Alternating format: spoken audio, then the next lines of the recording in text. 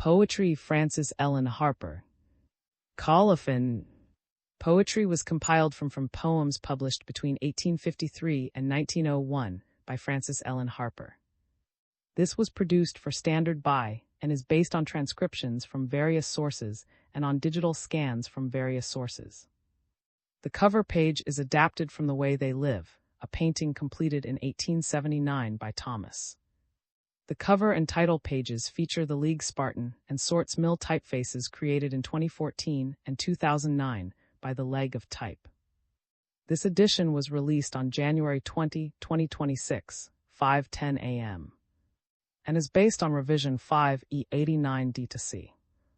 The first edition of this was released on August 29, 2024, 6:16 p.m. You can check for updates to this, view its revision history, or download it for different systems at org Frances Ellen Harper Poetry. The volunteer-driven standard project relies on readers like you to submit typos, corrections, and other improvements. Anyone can contribute at .org. Endnotes. See this case as touchingly related in Oliver Twist by Dickens. See this case as touchingly related in Oliver Twist by Dickens. The Temperance Band. The Temperance Band. Imprenta. This is the product of many hours of hard work by volunteers for Standard and builds on the hard work of other literature lovers made possible by the public domain. This particular is based on transcriptions from various sources and on digital scans from various sources. The source text and artwork in this are believed to be in the United States public domain. That is, they are believed to be free of copyright restrictions in the United States. They may still be copyrighted in other countries, so users located outside of the United States must check their local laws before using this. The creators of and contributors to this dedicate their contributions to the worldwide public domain via the terms in the CC01 Universal Public Domain Dedication. For full license information, see the at the end of this. Standard is a volunteer-driven project that produces editions of public domain literature using modern typography, technology, and editorial standards, and distributes them free of cost. You can download this and other carefully produced for true book lovers at .org. Like a fawn from the arrow, startled and wild, a woman swept by us, bearing a child in her eye was the night of a settled despair, and her brow was with anguish and care. She was nearing the river and reaching the brink, she heeded no danger, she paused not to think, for she is a mother, her child is a slave, and she'll give him his freedom or find him a grave. It was a vision to haunt us, that innocent face, so pale in its aspect, so fair in its grace as the tramp of the horse and the bay of the hound, with the fetters that gall were trailing the ground. She was by despair and strengthened by woe, as she o'er the chasms that from below death in the tempest and in the blast, but she heard not the sound till the danger was past.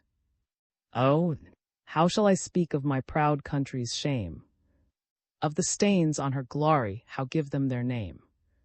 How say that her banner in mockery waves, her star-spangled banner o'er millions of slaves? How say that the lawless may torture and chase a woman whose crime is the hue of her face? How the depths of the forest may echo around with the shrieks of despair and the bay of the hound? With her step on the ice and her arm on her child, the danger was fearful, the pathway was wild, but aided by heaven she gained a free shore where the friends of humanity their door. So fragile and lovely, so fearfully pale, like a lily that bends to the breath of the gale, save the heave of her breast and the sway of her hair, you'd have thought her a statue of fear and despair. In agony close to her bosom she the life of her heart, the child of her breast. Oh, love from its tenderness gathering might, had her soul for the dangers of flight. But she's free, yes, free from the land where the slave from the hand of oppression must rest in the grave where bondage and torture, where scourges and chains have on our banner indelible stains. The bloodhounds have the scent of her way, the hunter is rifled, and of his prey fierce jargon and cursing, with clanking of chains, make sounds of strange discord on liberty's plains. With the rapture of love and fullness of bliss she, on his brow a mother's fond kiss. Oh, poverty, danger, and death she can brave, for the child of her love is no longer a slave. The soul, bring forth the balance, let the weight be gold. We'd know the worth of a deathless soul, bring rubies and gems from every mine, with the wealth of ocean, land, and clime. Bring the joys of the green, green earth, its playful smiles and careless mirth, the dews of youth and flushes of health bring. Oh, bring the wide world's wealths. Bring the rich, rare pearls of thought from the depths of knowledge brought, all that human ken may know, searching earth and heaven o'er. Bring the fairest rolls of fame, rolls unwritten with a deed of shame, honors guerdon, victory's crown, robes of pride, wreaths of renown. We've brought the wealth of why mine, we've ransacked ocean, land, and clime, and caught the joyous smiles away from the prattling babe to the sire gray. We've wrought the names of the noble dead with those who in their footsteps tread. Here are wreaths of pride and gems of thought from the battlefield and study brought. Heap high the gems, pile up the gold, for heavy's the weight of a deathless soul. Make room for all the wealth of earth, its honors, joys, and careless mirth. Leave me a niche for the rolls of fame. Oh, precious, indeed, is a spotless name for the robes, the wreaths, and gems of thought. Let an empty space in the seals be sought. With care we've adjusted balance and scale. Futile our efforts, we've seen them fail. Lighter than dust is the wealth of earth, weighed in the scales with immortal worth. Could we drag the sun from his golden car, to lay in this balance with wise star, darken the day and obscure the night, but the weight of the balance would still be light. The woman, joy to my bosom, rest to my fear, is prophet near, joy to my bosom, peace to my heart, sickness and sorrow before him depart. With agony and pain writhing, long my child has lain, now the prophet near, all our griefs shall disappear. Lord, she cried with mournful breath, save. Oh, save my child from death. But as though she was unheard, Jesus answered not a word. With a purpose naught could move, and the zeal of woman's love, down she knelt in anguish wild, Master, save, oh, save my child. 'Tis not meet, the said, thus to waste the children's bread. I am only sent to seek Israel's lost and scattered sheep. True, she said, O gracious Lord. True and faithful is thy word, but the humblest, meanest, may eat the crumbs they cast away. Woman, said the Lord, be it even as thy word. By thy faith that knows no fail thou hast, and shalt prevail. The slave mother, heard you that shriek? It rose so wildly on the air, it seemed as if a heart was breaking in despair. Saw you those hands so sadly clasped, the bowed and feeble head, the shuddering of that fragile form, that look of grief and dread? Saw you the sad, imploring eye? Its every glance was pain, as if a storm of agony were sweeping through the brain. She is a mother, pale with fear, her boy clings to her side, and in her kirtle vainly tries his trembling form to hide. He is not hers, although she bore for him a mother's pains. He is not hers, although her blood is coursing through his veins. He is not hers, for cruel hands may rudely tear apart the only wreath of household love that binds her breaking heart. His love has been a joyous light that o'er her pathway smiled, a fountain gushing ever new amid life's desert wild. His word has been a tone of music round her heart. There lives a streamlet blent in one, O Father. Must they part? They tear him from her circling arms, her last and fond embrace. Oh, never more may her sad eyes gaze on his mournful face. No marvel then these bitter shrieks disturb the listening air. She is a mother, and her heart is breaking in despair. Bible defense of slavery. Take sackcloth of the darkest dye, and shroud the pulpits round. Servants of him that cannot lie, sit mourning on the ground. Let holy horror blanch each cheek, pale every brow with fears, and rocks and stones, if ye could speak, ye well might melt to tears. Let sorrow breathe in every tone, in every strain ye raise. Insult not God's majestic throne with a mockery of praise. A reverend man, whose light should be the guide of age and youth, brings to the shrine of slavery the sacrifice of truth. For the direst wrong by man imposed, since Sodom's fearful cry, the word of life has been unclosed to give your God the lie. Oh, when you pray for heathen lands, and plead for their dark shores, remember slavery's cruel hands make heathens at your doors. Ethiopia. Yes, Ethiopia yet shall stretch her bleeding hands abroad, her cry of agony shall reach the burning throne of God. The tyrant's yoke from off her neck, his fetters from her soul, the mighty hand of God shall break, and spurn the base control. Redeemed from dust and freed from chains, her sons shall lift their eyes, from cloud hills and verdant plains shall shouts of triumph rise. Upon her dark, despairing brow shall play a smile of peace, for God shall bend unto her woe and bid her sorrows cease. Sheltering vines and stately palms shall laughing children play, and aged sires with joyous psalms shall gladden every day. Secure by night and blessed by day, shall pass her happy hours, nor human tigers hunt for prey within her peaceful bowers. Then, Ethiopia, stretch thy bleeding hands abroad, thy cry of agony shall reach and find redress from God. The drunkard's child, he stood beside his dying child with a dim and bloodshot eye. They won him from the haunts of vice to see his firstborn die. He came with a slow and staggering tread, a vague, unmeaning stare, and reeling clasped the clammy hand, so deathly pale and fair. In a dark and gloomy chamber, life ebbing fast away on a coarse and wretched pallet, the dying sufferer lay. A smile of recognition lit up the glazing eye. I'm very glad, it seemed to say, you've come to see me die. That smile reached to his callous heart, its fountains stirred. He tried to speak, but on his lips faltered and died each word. And burning tears like rain poured down his bloated face, where guilt, remorse, and shame had scathed and left their trace. My father, said the dying child, his voice was faint and low, oh, clasp me closely to your heart and kiss me ere I go. Bright angels beckon me away to the holy city fair, oh, tell me, father, ere I go, say, will you meet me there? He clasped him to his throbbing heart. I will, he said. His pleading ceased. The father held his firstborn and his dead. The marble brow with golden curls lay lifeless on his breast like sunbeams on the distant clouds which line the gorgeous west. The slave auction, the sale began. Young girls were there, defenseless in their wretchedness, whose stifled sobs of deep despair revealed their anguish and distress. And mothers stood with streaming eyes and saw their dearest children sold. Unheeded rose their bitter cries, while tyrants bartered them for gold. And woman, with her love and truth, for these in sable forms may dwell on the husband of her youth, with anguish none may paint or tell. And men whose sole crime was their hue, the impress of their Maker's hand, and frail and shrinking children too, were gathered in that mournful band. Ye who have laid your love to rest, and wept above their lifeless clay, know not the anguish of that breast, whose are rudely torn away. Ye may not know how desolate are bosoms rudely forced to part, and how a dull and heavy weight will press the life drops from the heart. The revel, he knoweth not that the dead are there. In yonder halls reclining are forms surpassing fair, and brilliant lights are shining, but oh, the dead are there.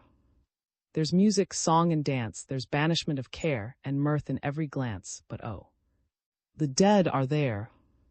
The wine cup's sparkling glow blends with the viands rare. There's revelry and show, but still the dead are there. That flow of song and mirth runs the current of despair, but the simple sons of earth know not the dead are there. They'll shudder, start, and tremble, they'll weep in wild despair when the solemn truth breaks on them that the dead are there. That blessed hope, oh, crush it not, that hope so blessed, which cheers the fainting heart and points it to the coming rest where sorrow has no part. Tear from my heart each worldly prop, unbind each earthly string, but to this blessed and glorious hope, oh, let my spirit cling. It amid the days of old each holy patriarch's breast, it was an anchor to their souls, upon it let me rest. When wandering in dens and caves, in sheep and goat skins, and people learned to know this hope was blessed. Help me amidst this world of strife, to long for Christ to reign, that when he brings the crown of life, I may that crown obtain. The dying Christian. The light was faintly streaming within a darkened room, where a woman, faint and feeble, was sinking to the tomb. The silver cord was loosened. We knew that she must die. We read the mournful token in the dimness of her eye. We read it in the radiance that lit her pallid cheek, and the quivering of the feeble lip, too faint its joys to speak. Like a child oppressed with slumber, she calmly sank to rest, with her trust in her Redeemer and her head upon his breast. She faded from our vision like a thing of love and light, but we feel she lives forever, a spirit pure and bright. Report. I heard, my young friend, you were seeking a wife, a woman to make your companion for life. Now, if you are seeking a wife for your youth, let this be your aim, then seek a woman of truth. She may not have talents with greatness combined, her gifts may be humble of person and mind. But if she be constant, and gentle and true, believe me, my friend, she's the woman for you. Oh, wed not for beauty, though fair is the prize, it may pall when you grasp it, and fade in your eyes. Let gold not allure you, let wealth not attract, with a house full of treasure a woman may lack. Let her habits be frugal, her hands not afraid to work in her household or follow her trade.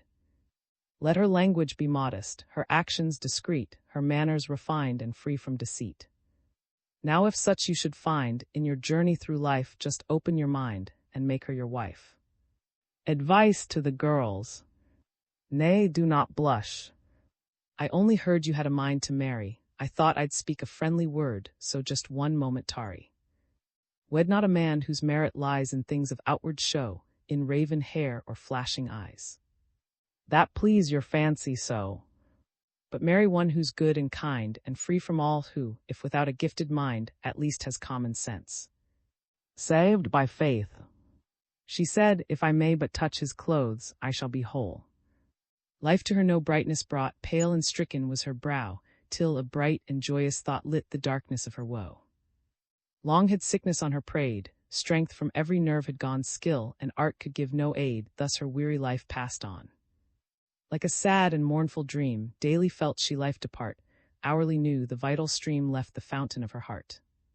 He who the storm to rest, the lepers, raised the dead, whilst a crowd around him near that suffering one did tread. By blended hope and fear reasoned thus her anxious heart, if to touch him I draw near, all my suffering shall depart. While the crowd around him stand, I will touch, the sufferer said, forth she reached her timid hand, as she touched her sickness fled. Who hath touched me? Jesus cried, virtue from my body's gone. From the crowd a voice replied, why inquire in such a throng? Faint with fear through every limb, yet too grateful to deny, tremblingly she knelt to him, Lord. She answered, it was I. Kindly, gently, Jesus said words like balm unto her soul, peace upon thy life be shed. Child, thy faith has made thee whole. Died of starvation. They forced him into prison because he begged for bread, my wife is starving dying. In vain the poor man plead one. They forced him into prison, strong bars enclosed the walls, while the rich and proud were feasting within their sumptuous halls. He'd striven long with anguish, had wrestled with despair, but his weary heart was breaking its crushing load of care. And he prayed them in that prison, oh, let me seek my wife. For he knew that want was feeding on the remnant of her life. That night his wife lay moaning upon her bed in pain, hunger gnawing at her vitals, fever scorching through her brain. She wondered at his tarrying, he was not wont to stay. Mid hunger, pain, and watching, the moments waned away. Sadly crouching by the embers, her famished children lay, and she longed to gaze upon them as her spirit passed away. But the embers were too feeble. She could not see each face, so she clasped her arms around them, 'twas their mother's last embrace. They loosed him from his prison, as a felon from his chain, though his strength was hunger bitten, he sought his home again. Just as her spirit on time's receding shore, she heard his welcome footstep on the threshold of the door. He was faint and spirit broken, but rousing from despair, he clasped her icy fingers as she breathed her dying prayer. With a gentle smile and blessing, her spirit winged its flight as the morn in all its glory bathed the world in dazzling light. There was weeping, bitter weeping, in the chamber of the dead. For well the stricken husband knew she had died for want of bread. A mother's heroism. When the noble mother heard of her son's death, she said, "It is well. I had rather he should die so than desert his principles." The murmurs of a distant strife fell on a mother's ear. Her son had yielded up his life, mid scenes of wrath and fear.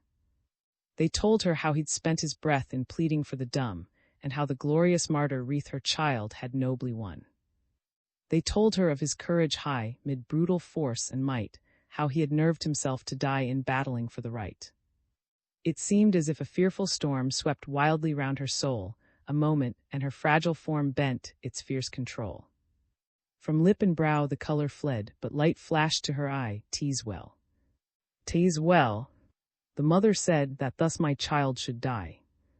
'Tis well that, to his latest breath, he plead for liberty. Truth nerved him for the hour of death, and taught him how to die. It taught him how to cast aside earth's honors and renown, to trample on her fame and pride, and win a martyr's crown." The fugitive's wife. It was my sad and weary lot to toil in slavery, but one thing cheered my lowly cot: my husband was with me. One evening, as our children played around our cabin door, I noticed on his brow a shade I'd never seen before, and in his eyes a gloomy night of anguish and despair. I gazed upon their troubled light to read the meaning there. He strained me to his heaving heart. My own beat wild with fear I knew not, but I sadly felt there must be evil near. He vainly strove to cast aside the tears that fell like rain. Too frail indeed is manly pride to strive with grief and pain. Again he clasped me to his breast, and said that we must part. I tried to speak, but oh, it seemed an arrow reached my heart. "Bear not," I cried, "unto your grave the yoke you've borne from birth. No longer live a helpless slave, the meanest thing on earth." The contrast. They scorned her for her sinning, spoke harshly of her fall, nor lent the hand of mercy to break her hated thrall. The dews of meek repentance stood in her downcast eye. Would no one heed her anguish? All pass her coldly by. From the cold, averted glances of each reproachful eye she turned aside, heartbroken, and laid her down to die. And where was he who sullied her once unspotted name, who lured her from life's brightness to agony and shame? Who left her on life's billows, a wrecked and ruined thing, who brought the winter of despair upon hope's blooming spring? Through the halls of wealth and fashion, in gaiety and pride, he was leading to the altar a fair and lovely bride. None scorned him for his sinning, few saw it through his gold. His crimes were only foibles, and these were gently told. Before him rose a vision, a maid of beauty rare, then a pale, heartbroken woman, the image of despair. Next came a sad procession, with many a sob and tear, a childless mother by an humble bier. The vision quickly faded, the sad, unwelcome sight, but his lip forgot its laughter, and his eye its careless light. A moment, and the floodgates of memory opened wide, and remorseful recollection flowed like a lava tide. That widow's wail of anguish seemed strangely blending there, and mid the soft lights floated that image of despair. The prodigal's return.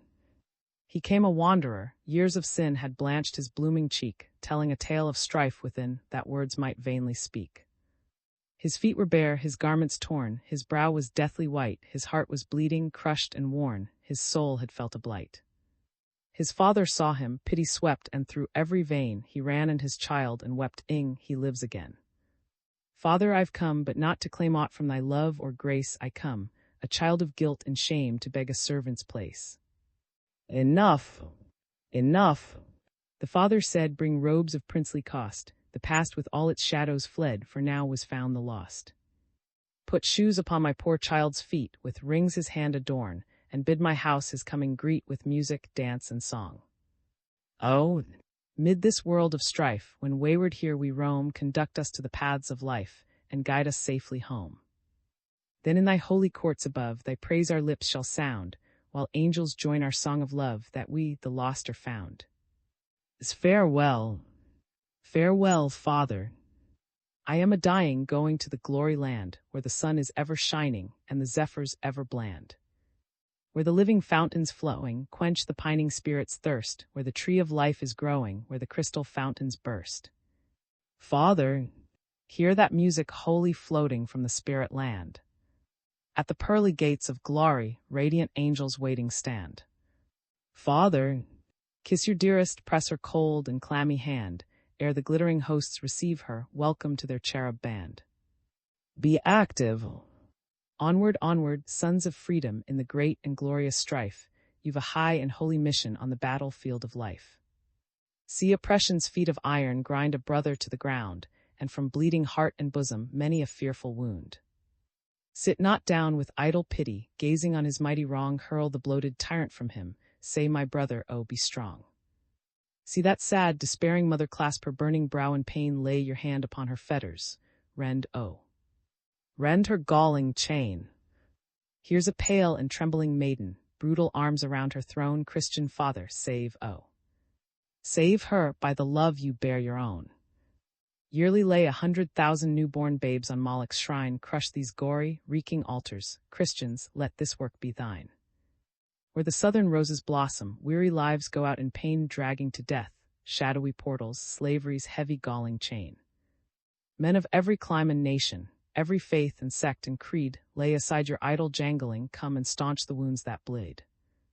On my people's blighted bosom, mountain weights of sorrow lay, stop not now to ask the question, who shall roll the stone away?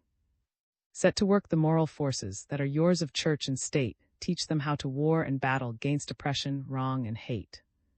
Oh, be faithful. Oh, be valiant, trusting not in human might, know that in the darkest conflict God is on the side of right. Lessons of the street. Walking through life's dusty highways, mid the tramp of hurrying feet, we may gather much instruction from the lessons of the street. Now a beggar sues for succor, nay, repress that look of pride. That wrecked and shattered body doth a human soul reside. Here's a brow that seems to tell you, I am prematurely old, I have spent my youthful vigor in an eager search for gold. On the cheek of yon pale student is a divorcement most unkind, tease the cruel separation of his body from his mind. Here a painted child of shame flaunts in costly robes of sin, with a reckless mirth that cannot hide the smoldering fires within.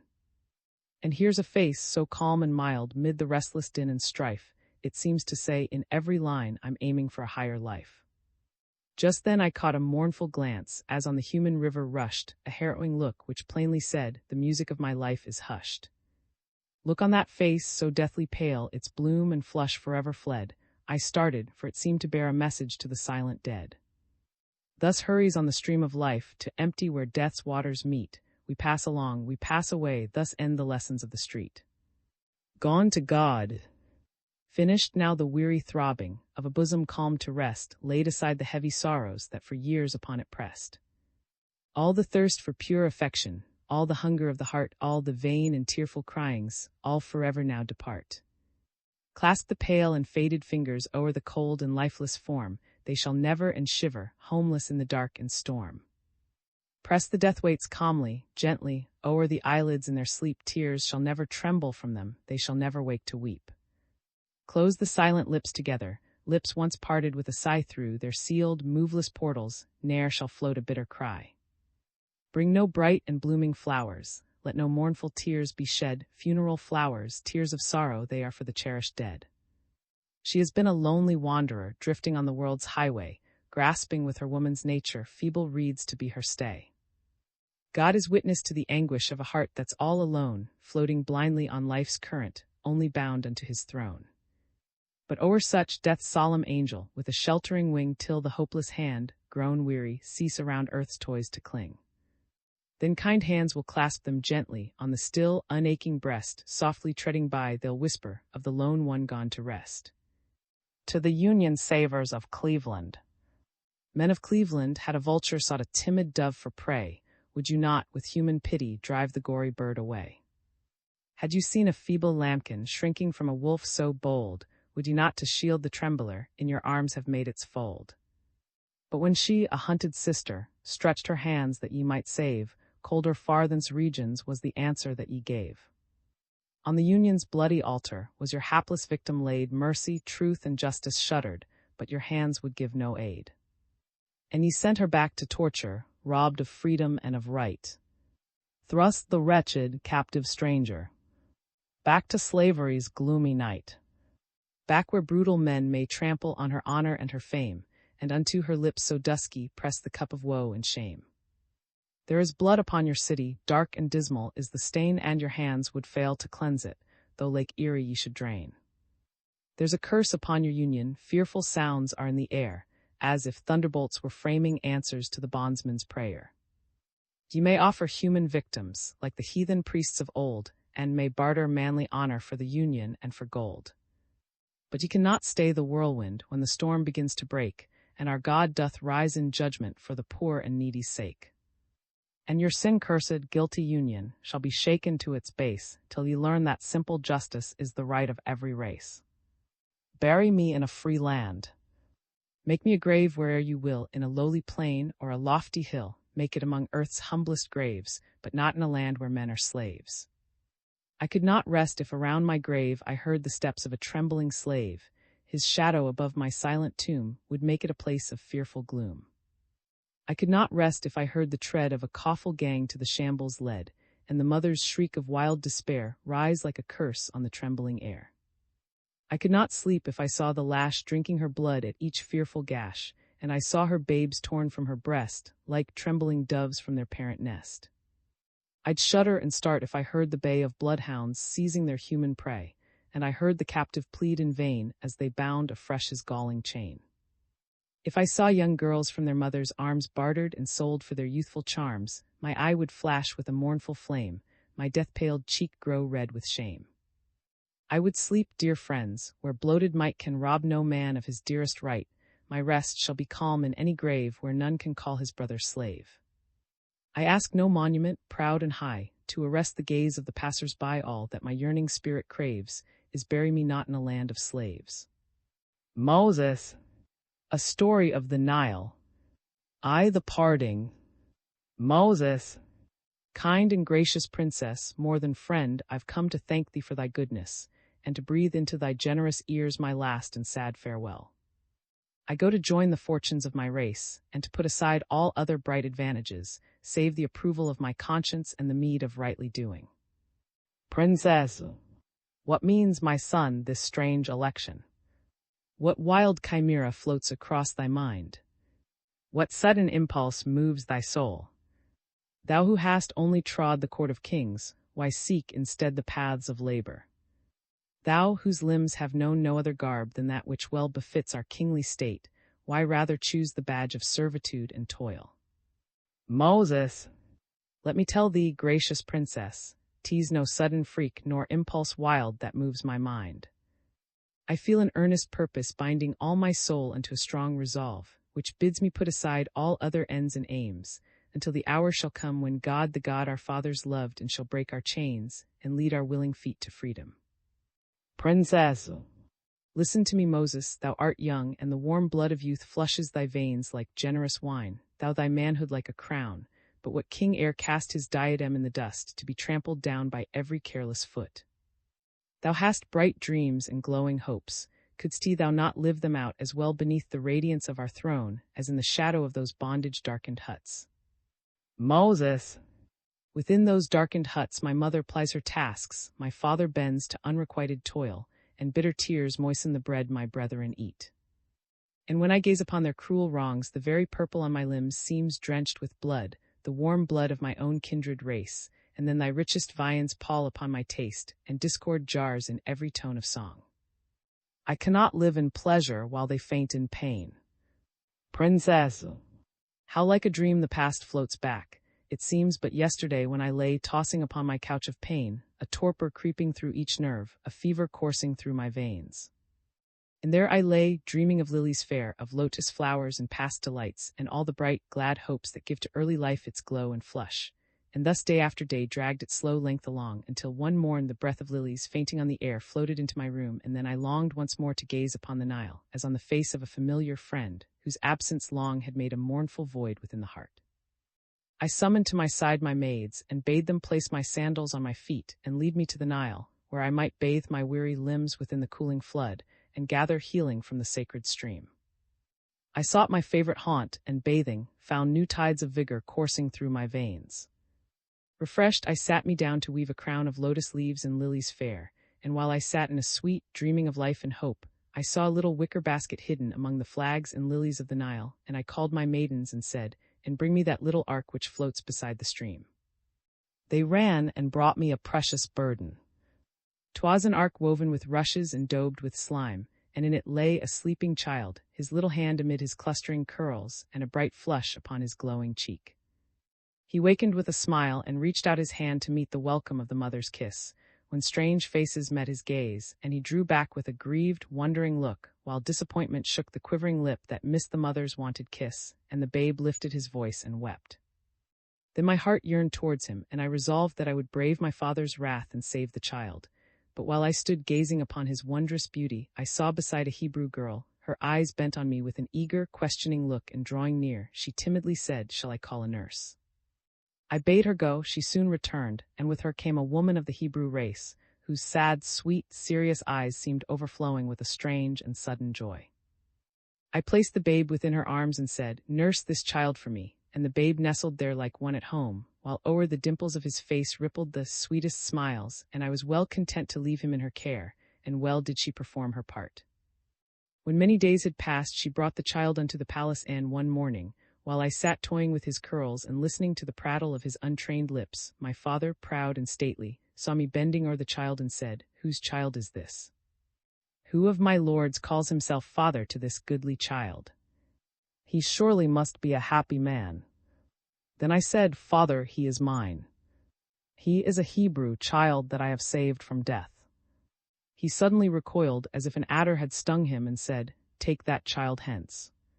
How thou bring a member of that mean and servile race within my doors?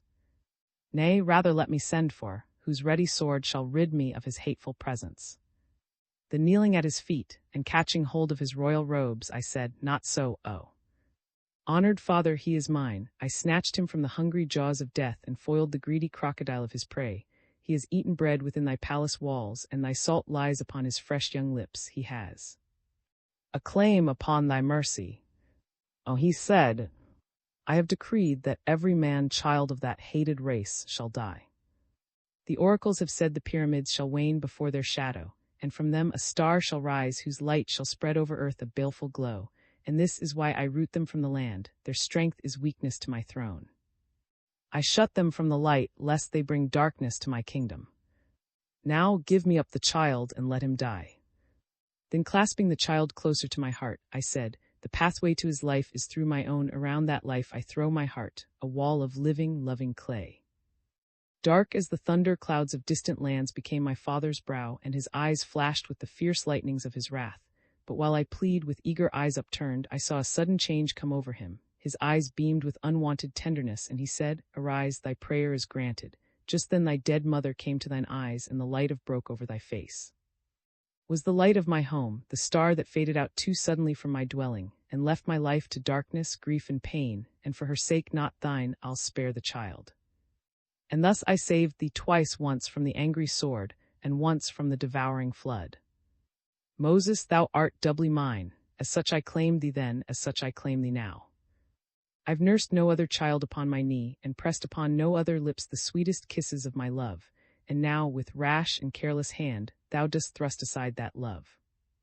There was a painful silence, a silence so hushed and still that you might have almost heard the hurried breathing of one and the quick throbbing of the other's heart. For Moses, he was slow of speech, but she was eloquent with words of tenderness and love, and had breathed her full heart into her lips. But there was firmness in the young man's choice, and he beat back the opposition of her lips with the calm grandeur of his will, and again he essayed to speak. "Moses, gracious lady, thou well the Hebrew nurse to whom thou thy foundling." That woman was my mother. From her lips I learned the grand traditions of our race that float, with all their weird and solemn beauty, around our wrecked and blighted fortunes. How often, with kindling eye and glowing cheek, forgetful of the present pain, she would lead us through the distant past, the past hallowed by deeds of holy faith and lofty sacrifice. How she would tell us of Abraham, the father of our race, that he dwelt in Ur of the Chaldees, and when the Chaldean king had called him to his sacrifice, that he had turned from his dumb idols to the living God and wandered out from kindred, home, and race, led by his faith in God alone. And she would tell us we were three, my brother Aaron, the Hebrew girl thou to call a nurse, and I her last, her loved and precious child. She would tell us that one day our father Abraham heard a voice, bidding him offer up in sacrifice the only son of his beautiful and beloved Sarah, that the father's heart shrank not before the bitter test of faith, but he resolved to give his son to God as a burnt offering upon his mount, that the uplifted knife glittered in the morning sun, when in the music of 1,000 harps he heard a voice bidding him stay his hand and spare the child. And how his faith, like gold tried in the fiercest fire, shone brighter through its fearful test. And then she would tell us of a promise, handed down from sire to son, that God, the God our fathers loved and worshipped, would break our chains and bring to us a great deliverance. That we should dwell in peace beneath our vines and palms, our flocks and herds increase, and joyful children crowd our streets. And then she would lift her eyes unto the far-off hills and tell us of the patriarchs of our line, who sleep in distant graves within that promised land. And now I feel the hour draws near which brings deliverance to our race. Princess, these are but the dreams of thy young fancy. I cannot comprehend thy choice.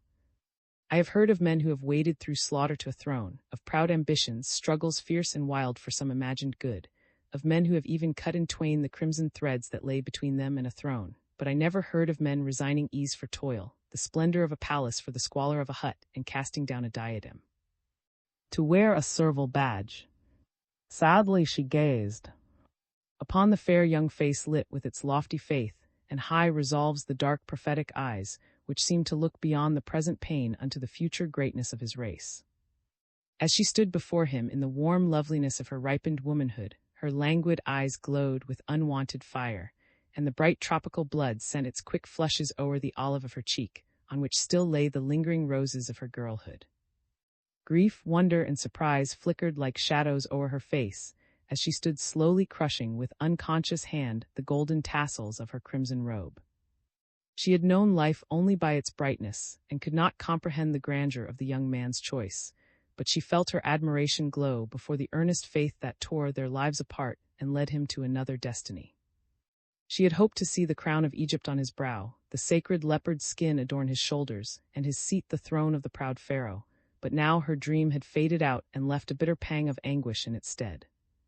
And thus they parted, she to brood in silence o'er her pain, and he to take his mission from the hands of God and lead his captive race to freedom.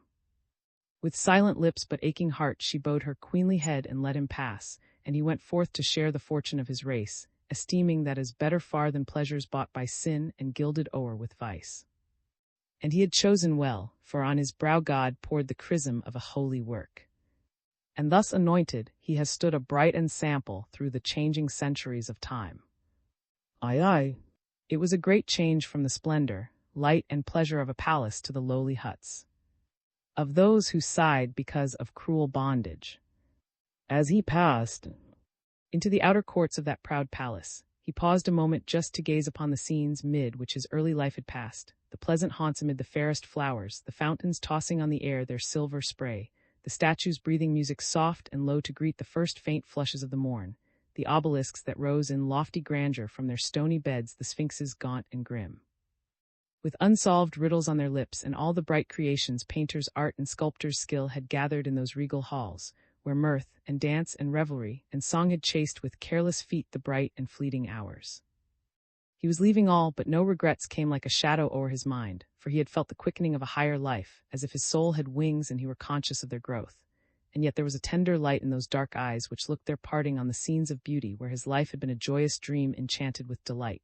But he trampled on each vain regret as on a vanquished foe, and went forth a strong man, girded with lofty purposes and earnest faith. He journeyed on till palaces and domes and lofty fanes and gorgeous temples faded from his sight, and the lowly homes of Goshen came in view. There he saw the women of his race kneading their tale of bricks, the sons of Abraham crouching beneath their heavy burdens. He saw the increasing pallor on his sister's cheek, the deepening shadows on his mother's brow, the restless light that glowed in Aaron's eye as if a hidden fire were smoldering in his brain. And bending o'er his mother in a tender, loving way, he said, "Mother, I've come to share the fortunes of my race, to dwell within these lowly huts, to wear the badge of servitude and toil, and eat the bitter bread of penury and pain." A sudden light beamed from his mother's eye, and she said, "How's this, my son?" But yesterday 2 Hebrews, journeying from On to Goshen, told us they had passed the temple of the sun, but dared not enter. Only they had heard that it was a great day in On, that thou hadst forsworn thy kindred, tribe, and race, hadst bowed thy knee to Egypt's vain and heathen worship, hadst the God of Abraham, of Isaac, and of Jacob, and from henceforth wouldst be engrafted in Pharaoh's regal line, and be called the son of Pharaoh's daughter.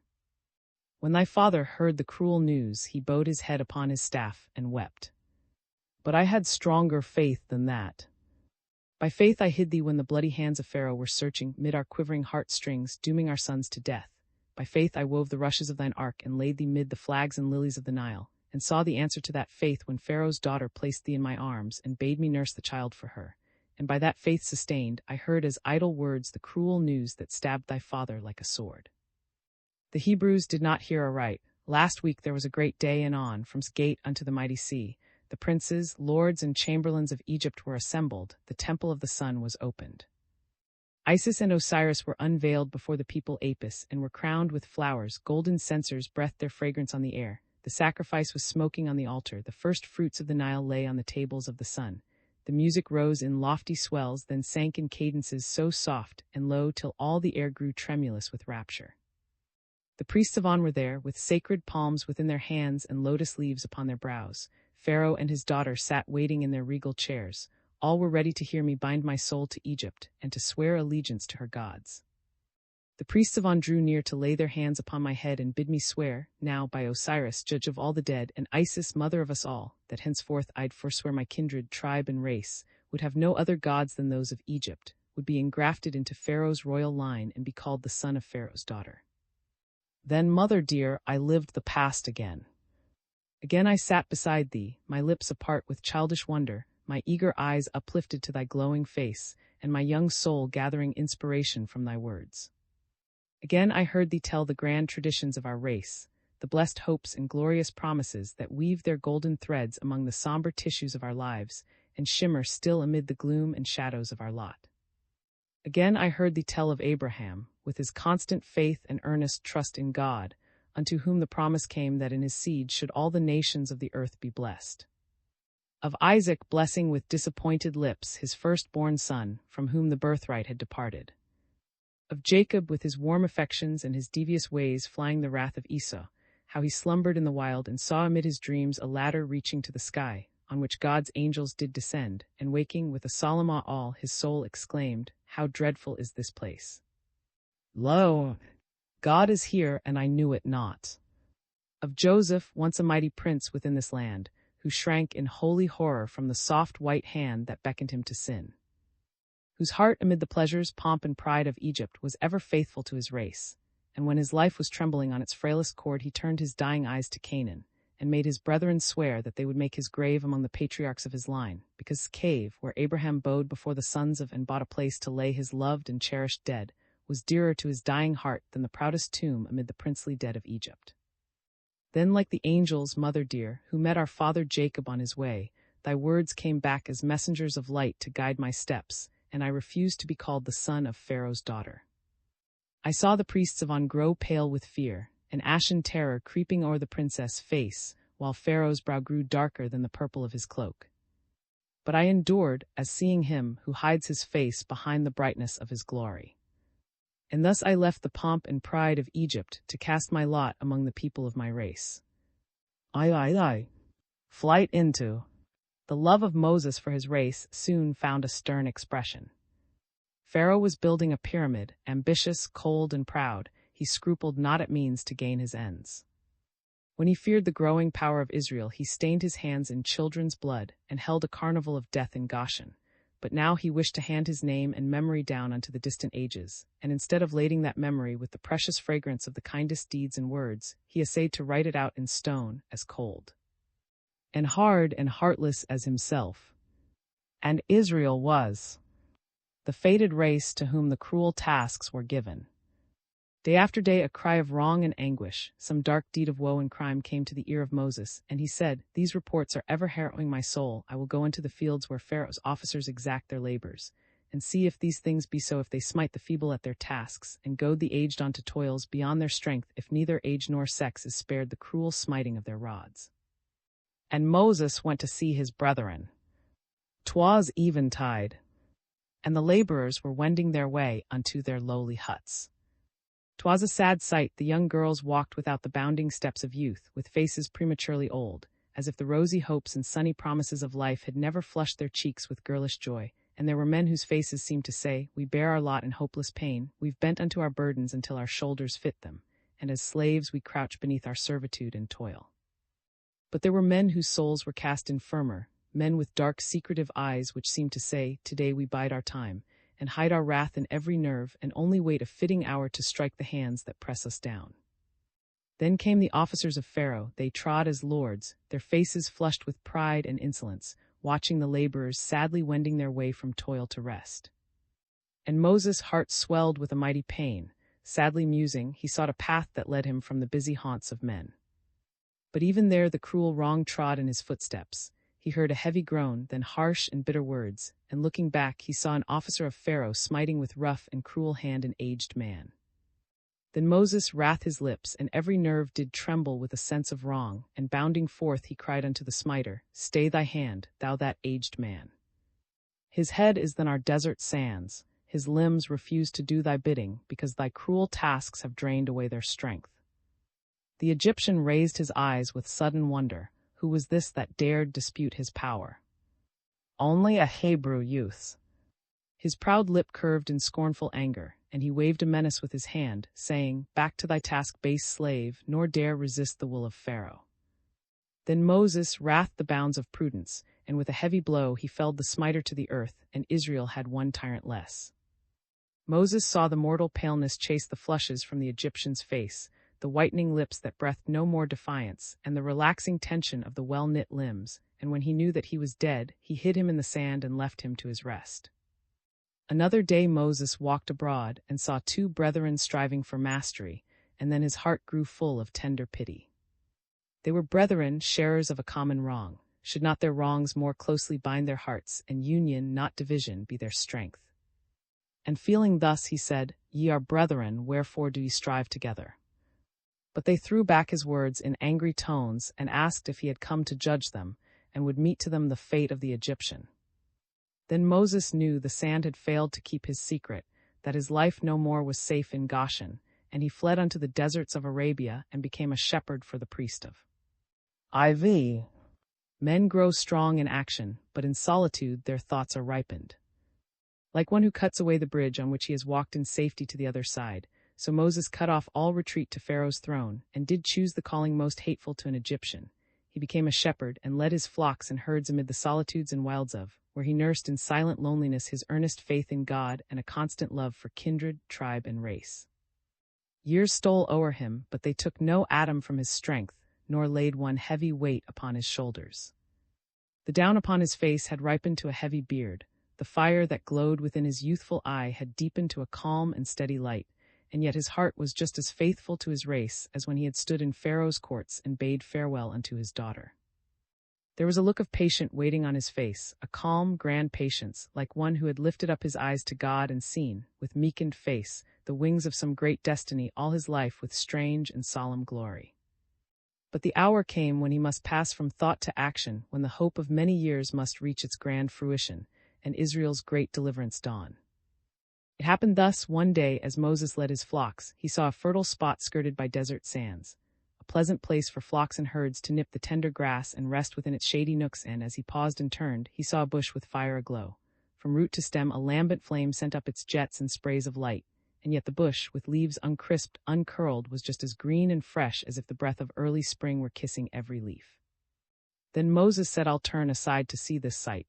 And as he turned, he heard a voice bidding him lay his sandals by, for lo, he stood on holy ground. Then Moses bowed his head upon his staff and spread his mantle o'er his face, lest he should see the dreadful majesty of God. And there, upon that lonely spot, by Smount, his shrinking hands received the burden of his God, which bade him go to Egypt's guilty king and bid him let the oppressed go free. Commissioned thus, he gathered up his flocks and herds and sought the tents of, and said, I pray thee let me go and see if yet my kindred live, and bade him go in peace, nor sought to throw himself across the purpose of his soul. Yet there was a tender parting in that home. There were moistened eyes, and quivering lips, and lingering claspings of the parting hand, as and his daughters stood within the light of that clean morn, and gave to Moses and his wife and sons their holy wishes and their sad farewells. For he had been a son and brother in that home, since first with manly courtesy he had filled the empty pails of his daughters, and found a shelter, his tent, when flying from the wrath of Pharaoh. They journeyed on, Moses and sons, she looking back with tender love upon the home she had left, with all its precious memories crowding round her heart, and he with eager eyes tracking his path across the desert, longing once more to see the long-lost faces of his distant home, the loving eyes so wont to sun him with their welcome, and the aged hands that laid upon his youthful head their parting blessing. They journeyed on till morning's flush and noonday splendor glided into the softened, mellowed light of eve, and the purple mists were ing on the cliffs and hills, when dual-crowned arose before him, and there he met his brother Aaron, sent by God to be his spokesman and to bear him company to Pharaoh. Tender and joyous was their greeting. They talked of home and friends until the lighter ripple of their thoughts in deeper channels flowed, and then they talked of Israel's bondage and the great deliverance about to dawn upon the fortunes of their race, and Moses told him of the burning bush and how the message of his God was trembling on his lips. And thus they talked until the risen moon had veiled the mount in soft and silvery light, and then they rested until morn, and rising up, refreshed from sleep, pursued their way until they reached the land of Goshen, and gathered up the elders of their race, and told them of the message of their father's God. Then eager lips caught up the words of hope, and passed the joyful news around, and all the people bowed their heads and lifted up their hearts in thankfulness to God. That same day Moses sought an audience with the king. He found him on his throne, surrounded by the princes of his court, who bowed in lowly homage at his feet. And Pharaoh heard with curving lip and flushing cheek the message of the Hebrews' God, then asked in cold and scornful tones, "Has Israel a God, and if so, where has he dwelt for ages? As the highest priest of Egypt I have prayed to Isis, and the Nile has overflowed her banks and filled the land with plenty, but these poor slaves have cried unto their God, then crept in want and sorrow to their graves. Surely God is strong and Israel's is weak, then wherefore should I heed his voice, or at his bidding break a single yoke?" Thus reasoned that proud king, and turned a deafened ear unto the words of Moses and his brother, and yet he felt strangely awed before their presence, because they stood as men who felt the grandeur of their mission and thought not of themselves but of their message. On the next day Pharaoh called a council of his mighty men, and before them laid the message of the brethren. Then keeper of the palace and nearest lord unto the king arose, and bending low before the throne, craved leave to speak a word. Was a crafty, treacherous man, with oily lips well versed in flattery and courtly speech, a supple reed ready to bend before his royal master's breath, Pharaoh's willing tool. He said, "Gracious king, thou hast been too lenient with these slaves. Light as their burdens are, they fret and chafe beneath them. They are idle, and the blood runs riot in their veins. Now if thou wouldst have these people dwell in peace, increase, I pray thee, their tasks and add unto their burdens. If they faint beneath their added tasks, they will have less time to plot sedition and revolt."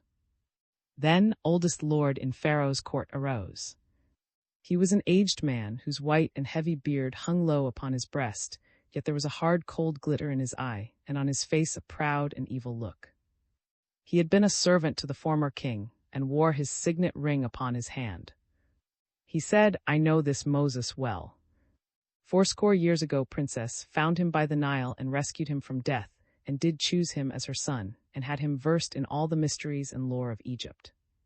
But blood will tell, and this base slave, with servile blood within his veins, would rather be a servant than a prince, and so, with rude and reckless hand, he thrust aside the honors of our dear departed king. Pharaoh was justly wroth, but for his daughter's sake he let the trespass pass. But one day this Moses slew an Egyptian in his wrath, and then the king did seek his life, but be fled, it is said, unto the deserts of Arabia, and became a shepherd for the priest of. But now, instead of leading flocks and herds, he aspires to lead his captive race to freedom. These men mean mischief, sedition and revolt are in their plans. Decree, I pray thee, that these men shall gather their own straw, and yet their tale of bricks shall be the same." And these words pleased Pharaoh well, and all his lords chimed in with one accord. And Pharaoh wrote the stern decree and sent it unto Goshen, that the laborers should gather their own straw, and yet they should not of their tale of bricks. 'Twas a sad day in Goshen. The king's decree hung like a gloomy pall around their homes.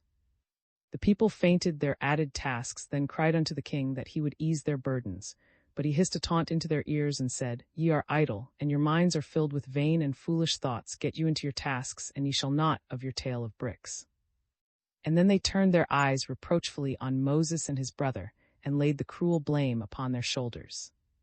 'Tis an old story now, but then 'twas new unto the brethren how God's anointed ones must walk with bleeding feet the paths that turn to lines of living light, how hands that bring salvation in their palms are pierced with cruel nails, and lips that quiver first with some great truth are steeped in bitterness and tears, and brows now bright beneath thee of God have bent beneath the thorny crowns of earth. There was hope for Israel, but they did not see the golden fringes of their coming morn. They only saw the cold sky and fainted, the cheerless gloom. Moses sought again the presence of the king, and Pharaoh's brow grew dark with wrath, and rising up in angry haste, he said defiantly, "If thy God be great, show us some sign or token of his power." Then Moses threw his rod upon the floor, and it trembled with a sign of life. The dark wood glowed, then changed into a thing of glistening scales and golden rings, and green and brown and purple stripes, a hissing, hateful thing that glared its fiery eye, and darting forth from Moses' side, lay coiled and panting at the monarch's feet. With wonder open-eyed the king gazed on the changed rod, then called for his magicians, wily men, well versed in sinful lore, and bade them do the same. And they, leagued with the powers of night, did also change their rods to serpents. Then Moses' serpent darted forth, and with a startling hiss and angry gulp, he swallowed the living things that coiled along his path. And thus did Moses show that Israel's God had greater power than those dark sons of night. But not by this alone did God his mighty power reveal. He changed their waters. Every fountain, well, and pool was red with blood, and lips all parched with thirst shrank back in horror from the crimson draughts. And then the worshipped Nile grew full of life. Millions of frogs swarmed from the stream. They clogged the pathway of the priests and filled the sacred fanes, and crowded into Pharaoh's bed, and hopped into his trays of bread, and slumbered in his ovens and his pans. Then came another plague, of loathsome vermin. They were gray and creeping things, that made their very clothes alive with dark and somber spots, things so loathsome in the land they did suspend the service of the temple, for no priest dared to lift his hand to any god with one of these upon him. And then the sky grew dark, as if a cloud were passing o'er its changeless blue. A buzzing sound broke o'er the city, and the land was swarmed with flies. The murrain laid their cattle low, the hail cut off the first fruits of the Nile. The locusts with their hungry jaws destroyed the later crops, and left the ground as brown and bare as if a fire had scorched it through.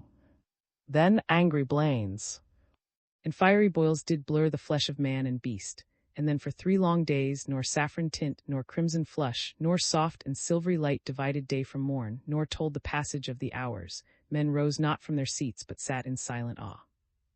That lengthened night lay like a burden on the air, a darkness one might almost gather in his hand, it was so gross and thick. Then came the last dread plague, the death of the firstborn. 'Twas midnight, and a startling shriek rose from each palace, home, and hut of Egypt, save the blood-besprinkled homes of Goshen. The midnight seemed to shiver with a sense of dread, as if the mystic angel's wing had chilled the very air with horror. Death, death, was everywhere, in every home, a corpse, in every heart a bitter woe. There were anxious fingerings for the pulse that ne'er would throb again, and eager listenings for some sound of life, a hurrying to and fro, then burning kisses on the cold lips of the dead, bitter partings, sad farewells, and mournful sobs and piercing shrieks, and deep and heavy groans throughout the length and breadth of Egypt. 'Twas the last dread plague, but it had snapped in twain the chains on which the rust of ages lay, and Israel was freed, not only freed, but thrust in eager haste from out the land. Trembling men stood by and longed to see them gather up their flocks and herds, and household goods, and leave the land, because they felt that death stood at their doors as long as Israel lingered there, and they went forth in haste to tread the paths of freedom. But Pharaoh was strangely blind, and turning from his firstborn and his dead, with Egypt's wail scarce still upon his ear, he asked which way had Israel gone. They told him that they journeyed towards the mighty sea, and were encamped near. Then Pharaoh said, "The wilderness will hem them in, the mighty sea will roll its barriers in front, and with my chariots and my warlike men I'll bring them back, or meet them out their graves." Then Pharaoh's officers arose and gathered up the armies of the king, and made his chariots ready for pursuit. With proud escutcheons blazoned to the sun in his chariot of ivory, pearl, and gold, Pharaoh rolled out of Egypt, and with him rode his mighty men, their banners floating on the breeze, their spears and armor glittering in the morning light. And Israel saw with fainting hearts their old oppressors on their track. Then women wept in hopeless terror, children hid their faces in their mothers' robes, and strong men bowed their heads in agony and dread. And then a bitter, angry murmur rose, "Were there no graves in Egypt, that thou hast brought us here to die?" Then Moses lifted up his face, aglow with earnest faith in God, and bade their fainting hearts be strong, and they should his salvation see. "Stand still," said Moses to the fearful throng whose hearts were fainting in the wild, "stand still." That was Moses' word, but higher and greater came God's watchword for the hour, and not for that alone, but all the coming hours of time. Speak ye unto the people, and bid them forward go. Stretch thy hand across the waters, and smite them with thy rod. And Moses smote the restless sea. The waves stood up in heaps, then lay as calm and still as lips that just had tasted death. The secret-loving sea laid bare her coral caves and iris-tinted floor. That wall of flood which lined the people's way was God's own wondrous masonry. The signal pillar sent to guide them through the wild moved its dark shadow till it fronted Egypt's camp, but hung in fiery splendor, a light to Israel's path. Madly rushed the hosts of Pharaoh upon the people's track, when the solemn truth broke on them that God for Israel fought. With cheeks in terror blenching and eyes astart with fear, "Let us flee," they cried, "from Israel, for their God doth fight against us. He is battling on their side." They had trusted in their chariots, but now that hope was vain. God had loosened every axle and unfastened every wheel, and each face did gather blackness, and each heart stood still with fear, as the livid lightnings glittered and the thunder roared and muttered on the air, and they saw the dreadful ruin that shuddered o'er their heads, for the waves began to tremble and the wall of flood to bend.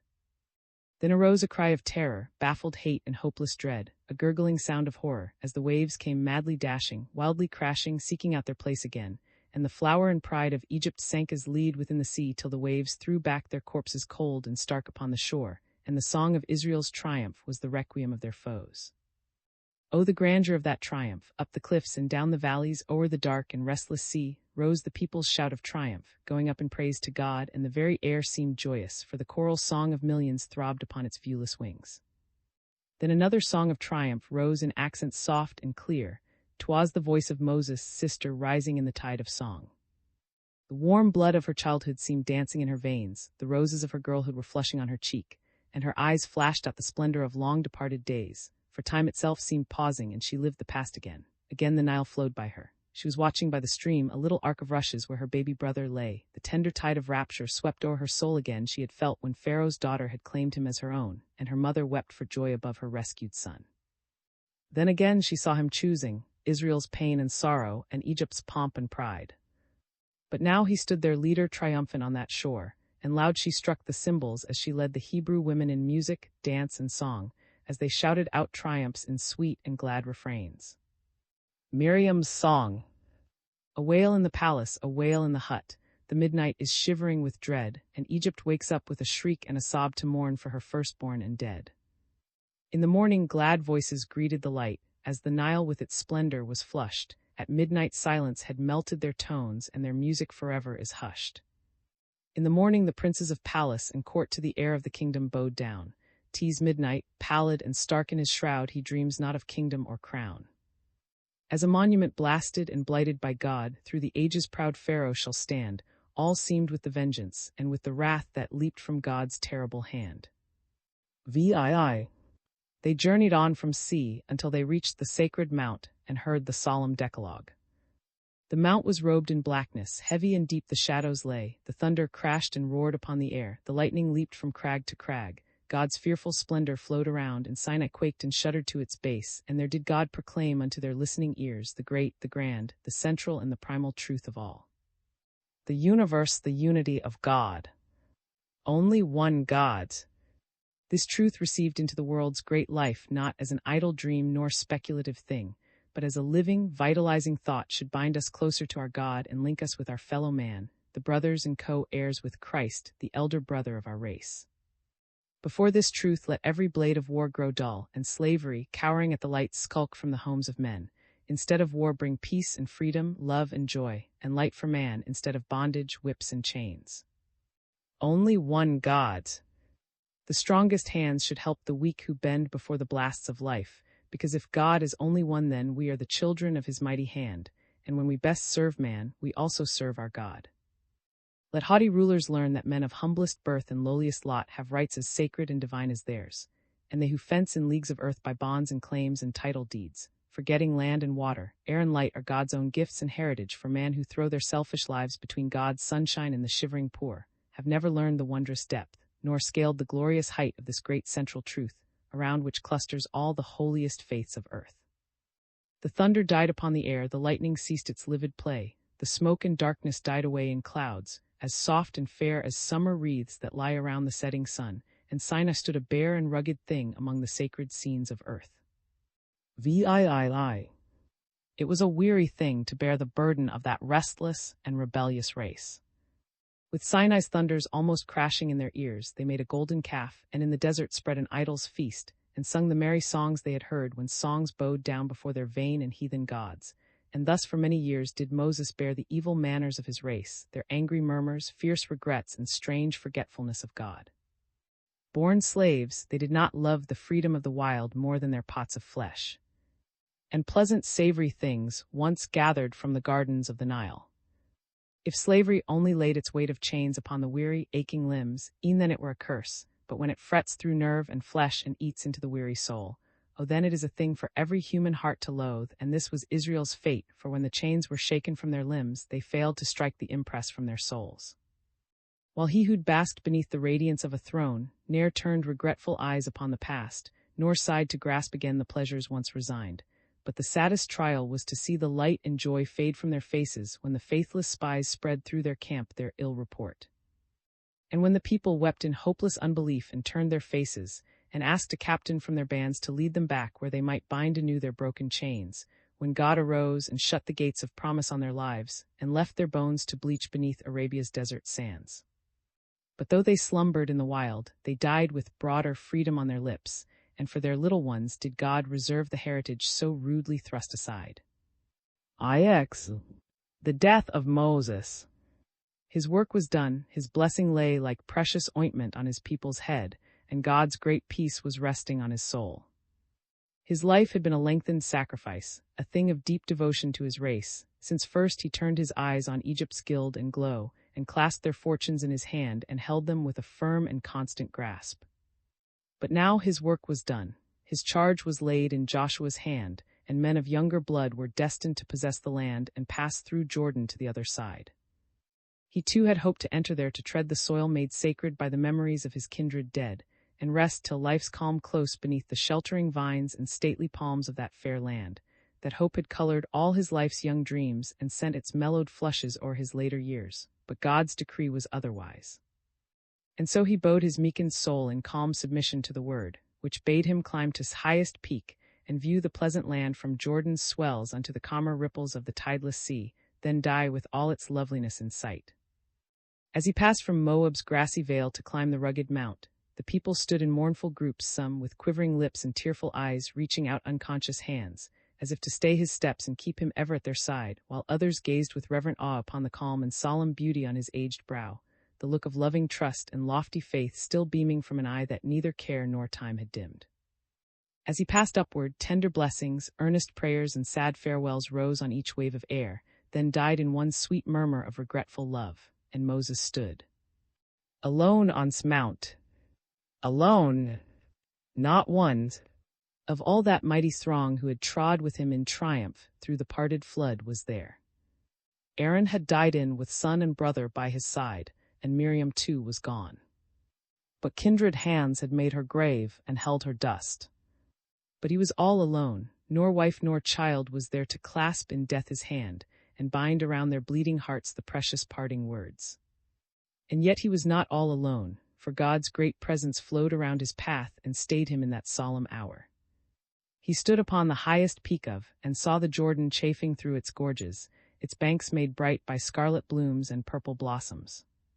The placid lakes and emerald meadows, the snowy crest of distant mountains, the ancient rocks that dripped with honey, the hills all bathed in light and beauty, the shady groves and peaceful vistas, the vines with purple riches, the fig trees fruit-crowned green and golden, the pomegranates with crimson blushes, the olives with their darker clusters rose before him like a vision, full of beauty and delight.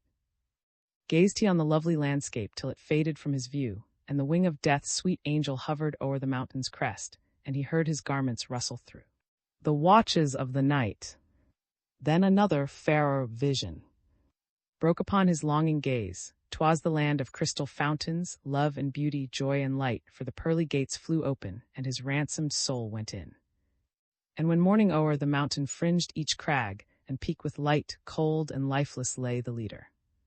God had touched his eyes with slumber, giving his beloved sleep. Oh, never on that mountain was seen a lovelier sight than the troop of fair young angels that gathered round the dead. With gentle hands they bore that bright and shining train from lonely mountain to sleep in Moab's vale. But they sung no dirges, no solemn requiem said, and the soft wave of their pinions made music as they trod. But no one heard them passing, none saw their chosen grave. It was the angels' secret where Moses should be laid. And when the grave was finished, they trod with golden sandals above the sacred spot, and the fairest flowers sprang up beneath their tread. Nor broken turf, nor hillock did e'er reveal that grave, and truthful lips have never said we know where he is laid. Lines to Hun. Stevens. Have the bright and glowing visions faded from thy longing sight, like the gorgeous tints of mingling with the shades of night? Didst thou hope to see thy country wearing justice as a crown standing foremost, mid the nations worthy of the world's renown?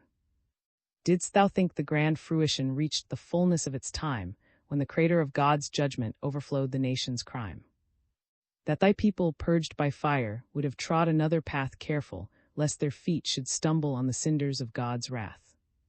And again the injured Negro grind the dreadful mills of fate, pressing out the fearful vintage of the nation's scorn and hate.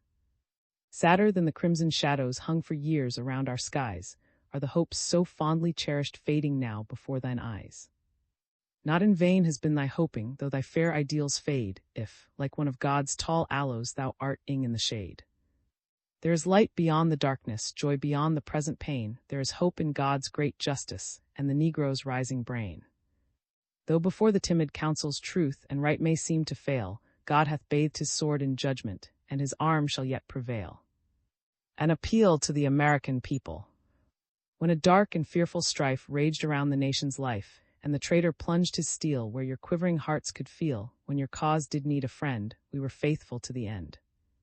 When we stood with bated breath, facing fiery storms of death, and the war cloud, red with wrath, fiercely swept around our path, did our hearts with terror quail? Or our courage ever fail? When the captive, wanting bread, sought our poor and lowly shed, and the bloodhounds missed his way, did we e'er his path betray?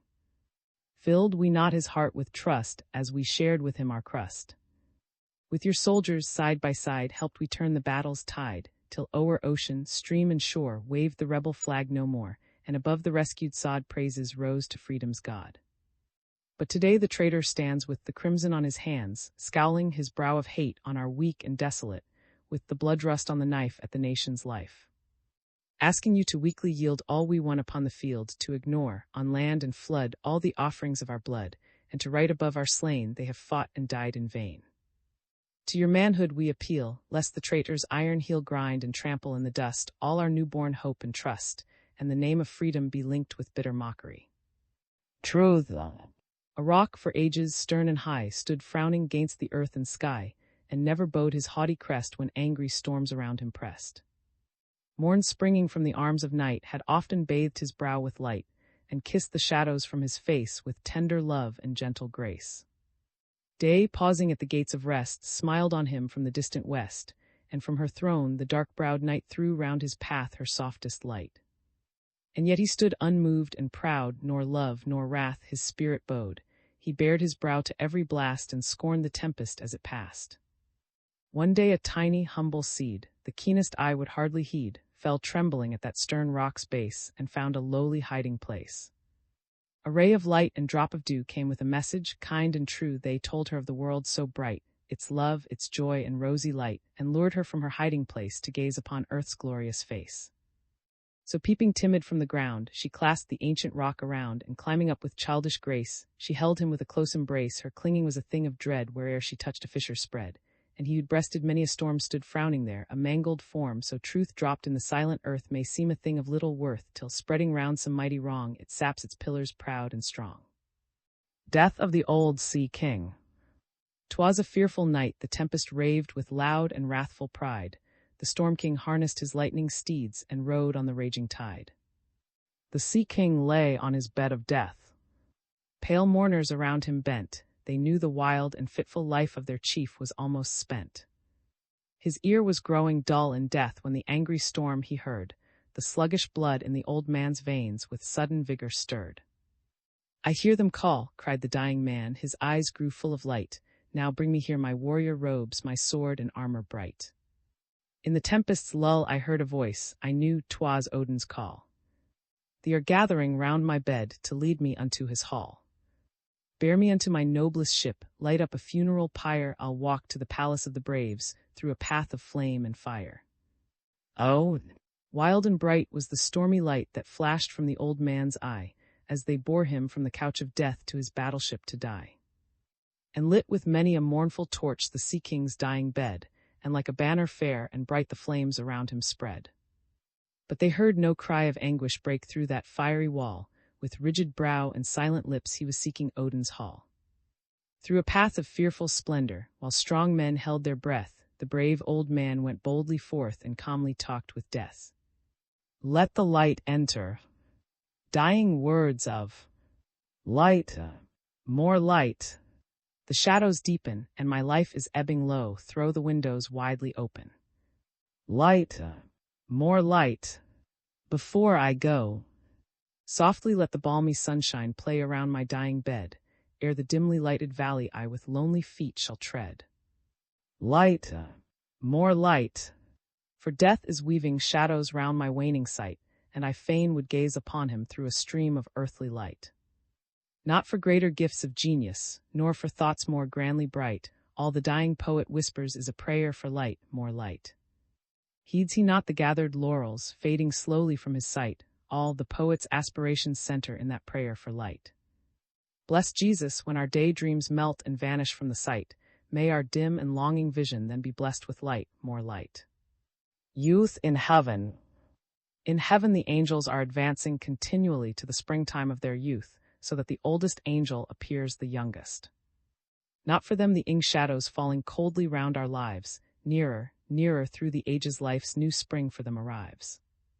Not for them the doubt and anguish of an old and loveless age, dropping sadly tears of sorrow on life's faded, blotted page.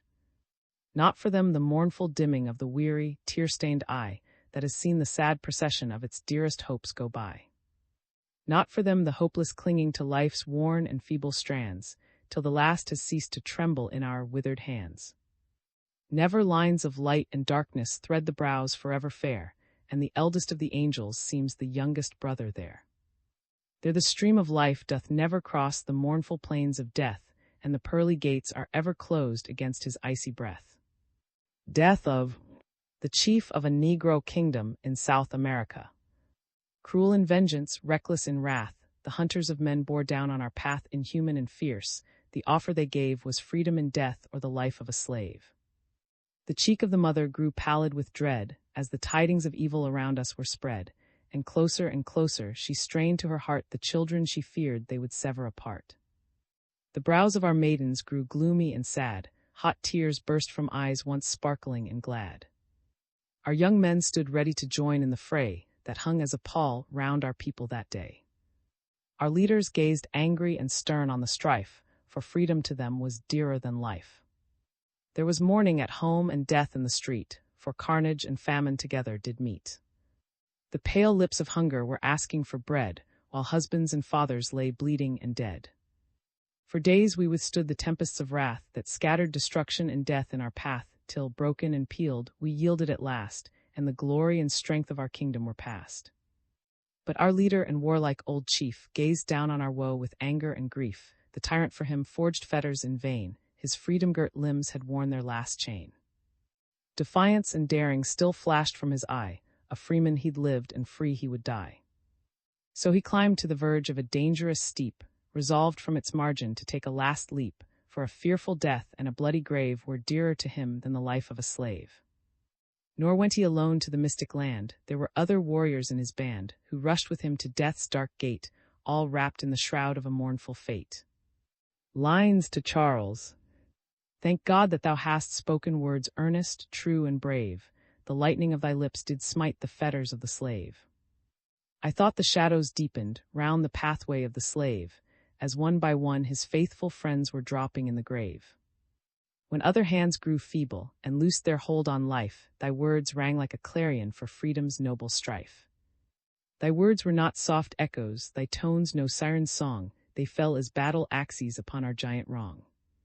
God grant thy words of power may fall as precious seeds, that yet shall leaf and blossom in high and holy deeds.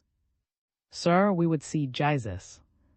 We would see Jesus, earth is grand, flowing out from her Creator's hand. Like one who tracks his steps with light, his footsteps ever greet our sight. The earth below, the sky above are full of tokens of his love, but mid the fairest scenes we've sighed, our hearts are still unsatisfied.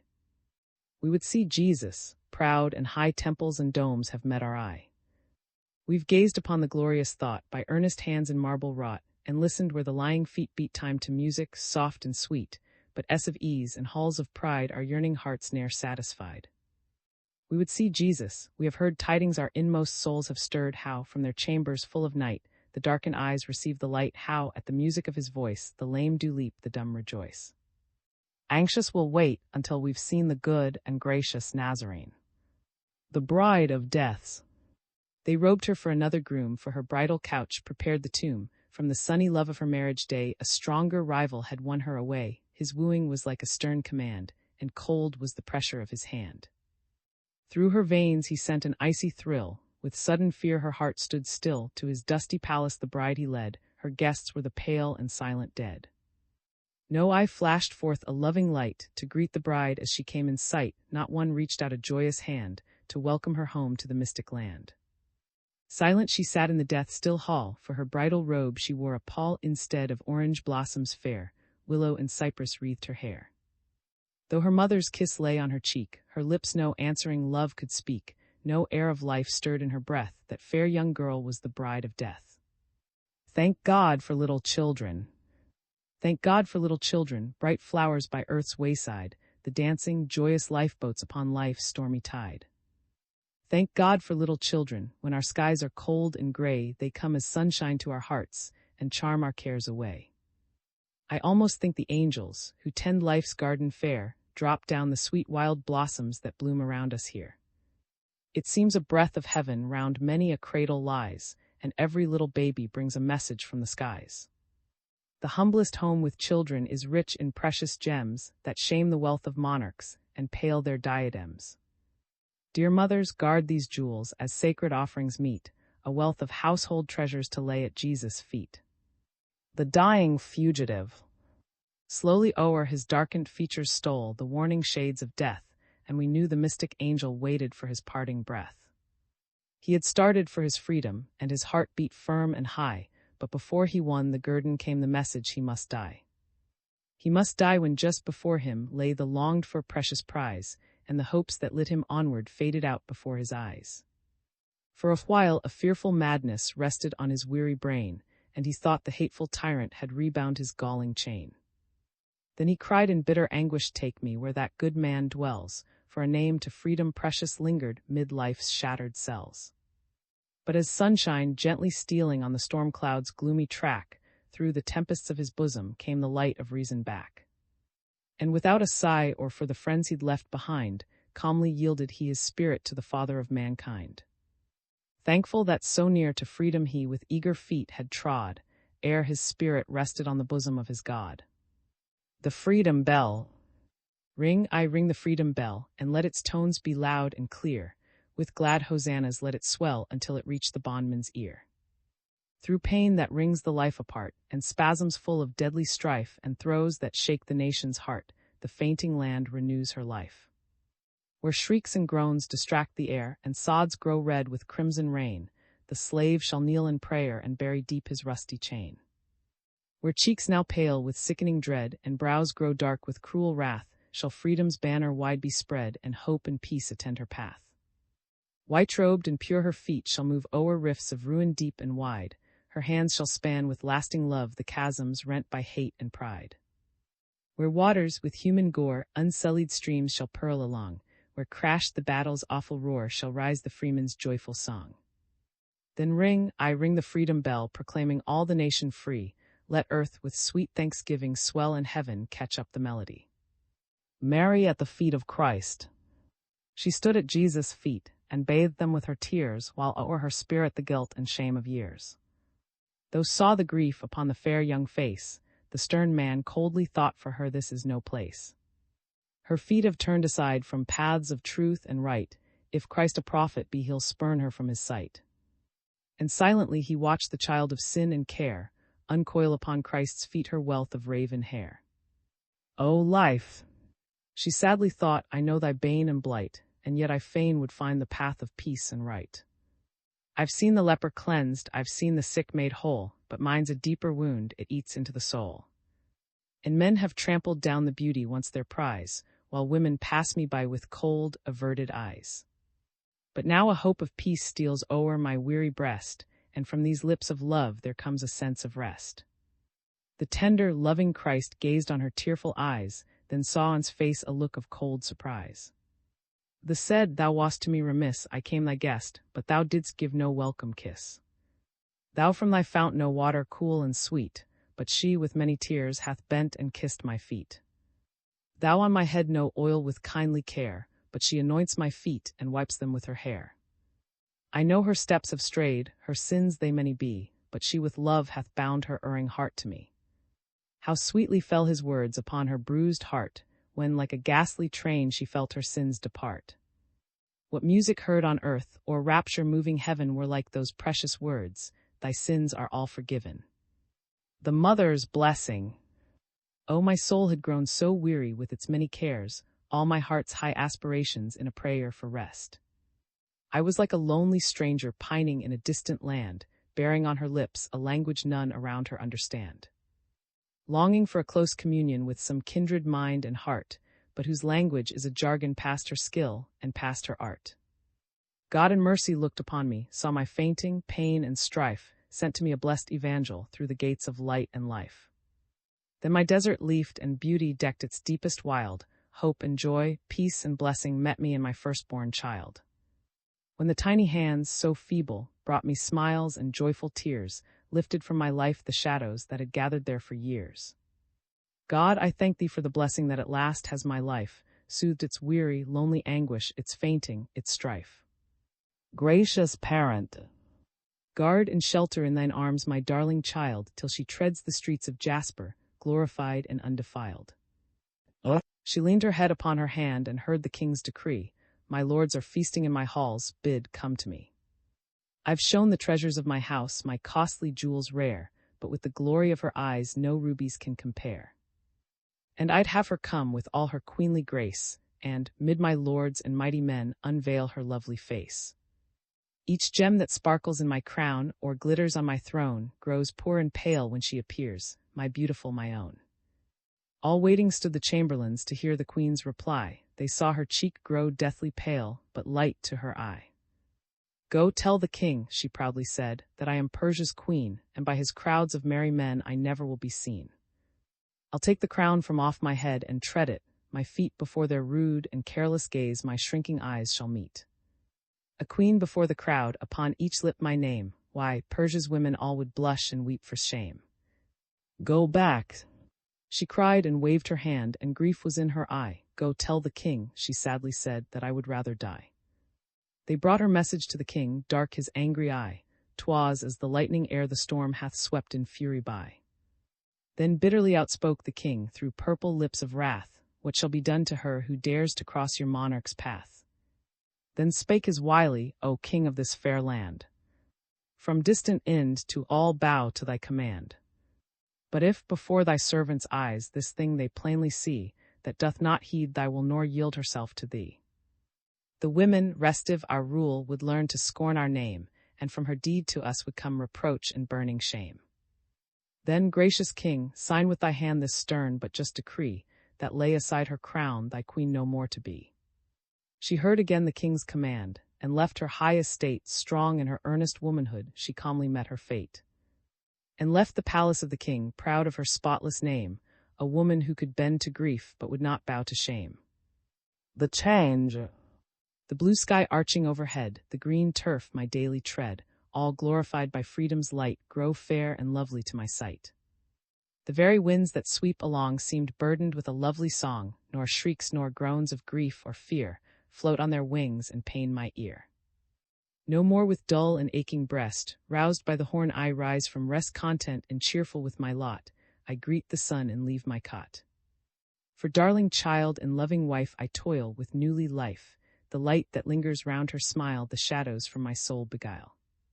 The of my darling boy fills my old heart with untold joy, before his laughter, mirth and song fade out long scores of grief and wrong. Oh, never did the world appear so lovely to my eye and ear, till freedom came with joy and peace, and bade my hateful bondage cease. The dying mother. Come nearer to me, husband, now the aching leaves my breast, but my eyes are dim and weary, and tonight I fain would rest. Clasp me closer to your bosom ere I calmly sleep in death, with your arms enfolded round me I would yield my parting breath. Bring me now my darling baby, God's own precious gift of love, tell her she must meet her mother in the brighter world above. When her little feet grow stronger to walk life's paths untrod, that earnest, true, and hopeful, she must lay her hands on God. Tell my other little children they must early seek his face, that his love is a strong tower and his arms a hiding place. Tell them, but my voice grows fainter, surely, husband, this is death, tell them that their dying mother them with her latest breath. Words for the hour. Men of the North. It is no time to quit the battlefield, when danger fronts your rear and van, it is no time to yield. No time to bend the battle's crest before the wily foe, and, ostrich-like, to hide your heads from the impending blow. The minions of a baffled wrong are marshalling their clan. Rise up. Rise up, enchanted North, and strike for God and man. This is no time for careless ease, no time for idle sleep. Go light the fires in every camp and solemn sentries keep. The foe ye foiled upon the field has only changed his base. New dangers crowd around you and stare you in the face. O Northern men! Within your hands is held no common trust. Secure the victories won by blood when treason bit the dust. 'Tis yours to banish from the land oppression's iron rule, and o'er the auction block erect the common school. To wipe from labor's branded brow the curse that shamed the land, and teach the freedman how to wield the ballot in his hand. This is the nation's golden hour. Nerve every heart and hand to build on justice as a rock the future of the land. True to your trust, oh, never yield one citadel of right. With truth and justice clasping hands, ye yet shall win the fight. President Lincoln's Proclamation of Freedom. It shall flash through coming ages, it shall light the distant years, and eyes now dim with sorrow shall be clearer through their tears. It shall flush the mountain ranges and the valleys shall grow bright, it shall bathe the hills in radiance and crown their brows with light. It shall flood with golden splendor all the huts of Caroline, and the sun-kissed brow of labor with luster new shall shine. It shall gild the gloomy prison by the nation's crime, where the dumb and patient millions wait the better coming time. By the light that gilds their prison, they shall seize its key, and the bolts and bars shall vibrate with the triumphs of the free. Like the dim and ancient chaos, shrinking from the dawn of light, oppression grim and hoary shall cower at the sight, and her spawn of lies and malice shall grovel in the dust, while joy shall thrill the bosoms of the merciful and just. Though the morning seemed to linger o'er the hilltops far away, now the shadows bear the promise of the quickly coming day. Soon the mists and murky shadows shall be fringed with crimson light, and the glorious dawn of freedom break refulgent on the sight. To a babe smiling in her sleep, tell me, did the angels greet thee? Greet my darling when she smiled? Did they whisper softly, gently, pleasant thoughts unto my child? Did they whisper, mid thy dreaming, thoughts that made thy spirit glad? Of the joy-lighted city, where the heart is never sad?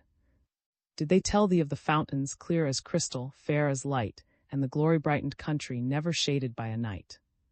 Of life's pure, pellucid river, and the tree whose leaves do yield healing for the wounded nations, nations smitten, bruised, and peeled? Of the city ruby-founded, built on gems of flashing light, paling all earth's lustrous jewels, and the gates of pearly white? Darling, when life's shadows deepen round thy prison house of clay, may the footsteps of God's angels ever linger round thy way. The artist. He stood before his finished work, his heart beat warm and high, but they who gazed upon the youth knew well that he must die. For many days a fever fierce had burned into his life, but full of high impassioned art, he bore the fearful strife. And wrought in ecstasy and hope the image of his brain, he felt the death throes at his heart, but labored through the pain. The statue seemed to glow with life, a costly work of art, for it he paid the fervent blood from his own eager heart. With kindling eye and flushing cheek but slowly laboring breath, he gazed upon his finished work, then sought his couch of death. And when the plaudits of the crowd came like the south wind's breath, the dreamy, gifted child of art had closed his eyes in death. Jesus. Come speak to me of Jesus, I love that precious name, who built a throne of power upon a cross of shame. Unveil to me the beauty that glorifies his face, the fullness of the Father, the image of his grace. My soul would run to meet him, restrain me not with creeds, for Christ, the hope of glory, is what my spirit needs. I need the grand attraction that centers round the cross to change the gilded things of earth to emptiness and dross. My feet are prone to wander, my eyes to turn aside, and yet I fain would linger with Christ I want a faith that's able to stand each storm and shock, a faith forever rooted in Christ the living rock. 15th Amendment. Beneath the burden of our joy tremble, O wires, from east to west. Fashion with words your tongues of fire, to tell the nation's high behest. Outstrip the winds and leave behind the murmur of the restless waves, nor tarry with your glorious news amid the ocean's coral caves. Ring out, your sweetest chimes, ye bells that call to prayer and praise, let every heart with gladness thrill, and songs of joyful triumph raise. Shake off the dust, O rising race. Crowned as a brother and a man, justice today asserts her claim, and from thy brow fades out the ban. With freedom's chrism upon thy head, her precious ensign in thy hand, go place thy once name amid the noblest of the land. O ransomed race! Give God the praise who led thee through a crimson sea, and mid the storm of fire and blood turned out the war cloud's light to thee. Retribution. Judgment slumbered. God in mercy stayed his strong avenging hand, sent them priests and sent them prophets, but they would not understand. Judgment lingered, men grown bolder in their shame and guilt, and the blood of God's poor was as water freely. Then arose a cry to heaven deep and startling, sad and wild, sadder than the wail of Egypt mourning for the firstborn child. For the sighing of the needy God at length did bear his hand, and the footsteps of his judgments echoed through the guilty land. Oh, the terror, grief, and anguish, oh! The bitter, fearful strife, when the judgments of Jehovah pressed upon the nation's life. And the land did reel and tremble, the terror of his frown, for its guilt lay heavy on it, pressing like an iron crown. As a warning to the nations, bathed in blood and swathed in fire, lay the once oppressing nation, smitten by God's fearful ire. The sin of night closed o'er the battling army, but it brought them no success. Victory perched not on their banners, night was full of weariness. Flushed and hopeful in the morning, turned they from their leader's side, rooted, smitten, and defeated, came they back at eventide. Then in words of bitter mourning Joshua's voice soon arose, Tell us, O thou God of Jacob, why this triumph of our foes? To his pleading came the answer why the hosts in fear did yield. 'Twas because a fearful trespass mid their tents did lie concealed. Clear and plain before his vision, with whom darkness is as light, lay the spoils that guilty covered from his brethren's sight. From their tents they purged the evil that had ruin round them spread, then they won the field of battle, whence they had in terror fled. Through the track of many ages comes this tale of woe and crime.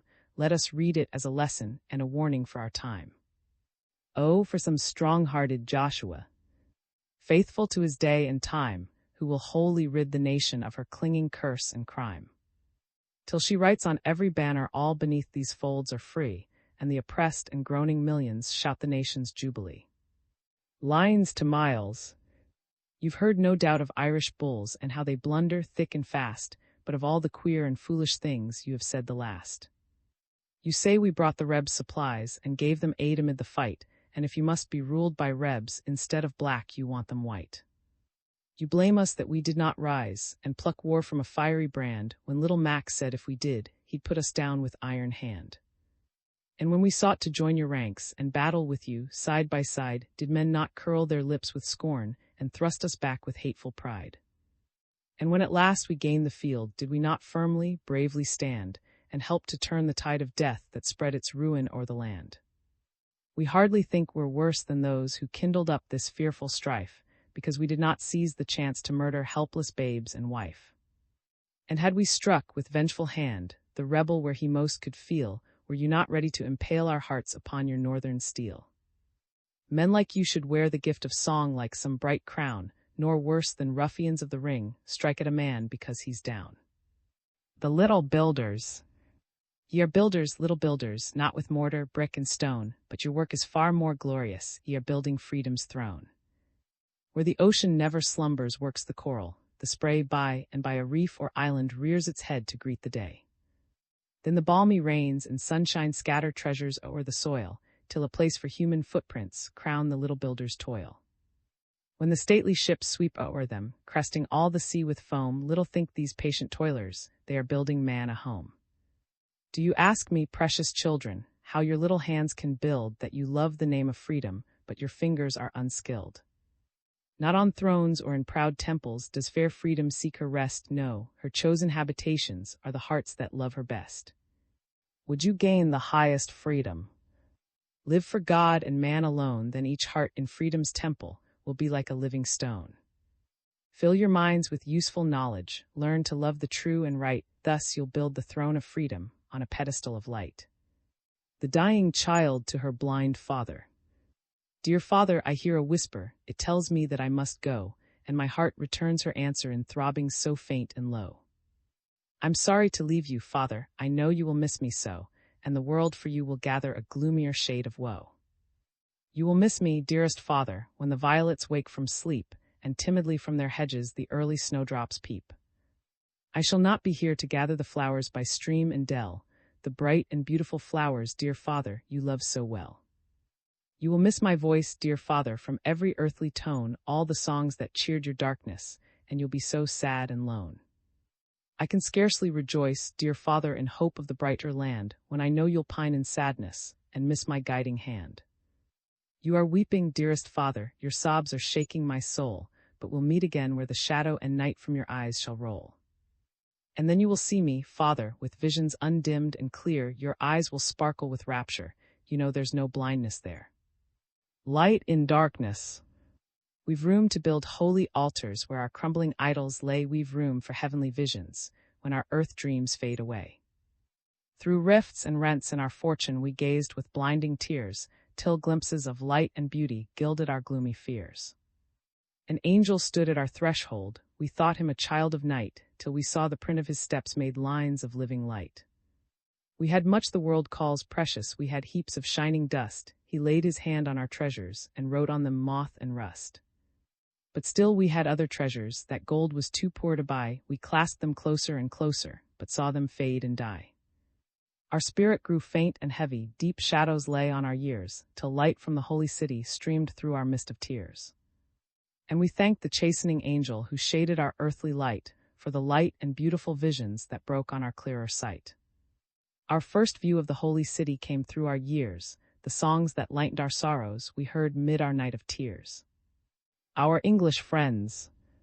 Your land is crowned with regal men, whose brows ne'er wore a diadem, the men who, in our hour of need, reached out their hands and bade God speed. Who watched across the distant strand the anguish of our fainting land, and grandly made our cause their own, till slavery tottered on her throne. When slavery, full of wrath and strife, was clutching at the nation's life, how precious were your words of cheer that fell upon the listening ear. And when did fame, with glowing pen, record the deeds of nobler men, the men who, facing want and pain, loved freedom more than paltry gain. O noble men! Ye bravely stood true to our country's highest good. May God, who saw your aims and ends, forever bless our English friends. I remember, well remember, that dark and dreadful day when they whispered to me, your children sold away. It seemed as if a bullet had shot me through and through, and I felt as if my heartstrings was breaking right in two. And I says to Cousin Millie, there must be some mistake where. In the great house crying like her heart would break. And the lawyers therewith says he's come to, 'cause when master died he just left heap of debt on the estate.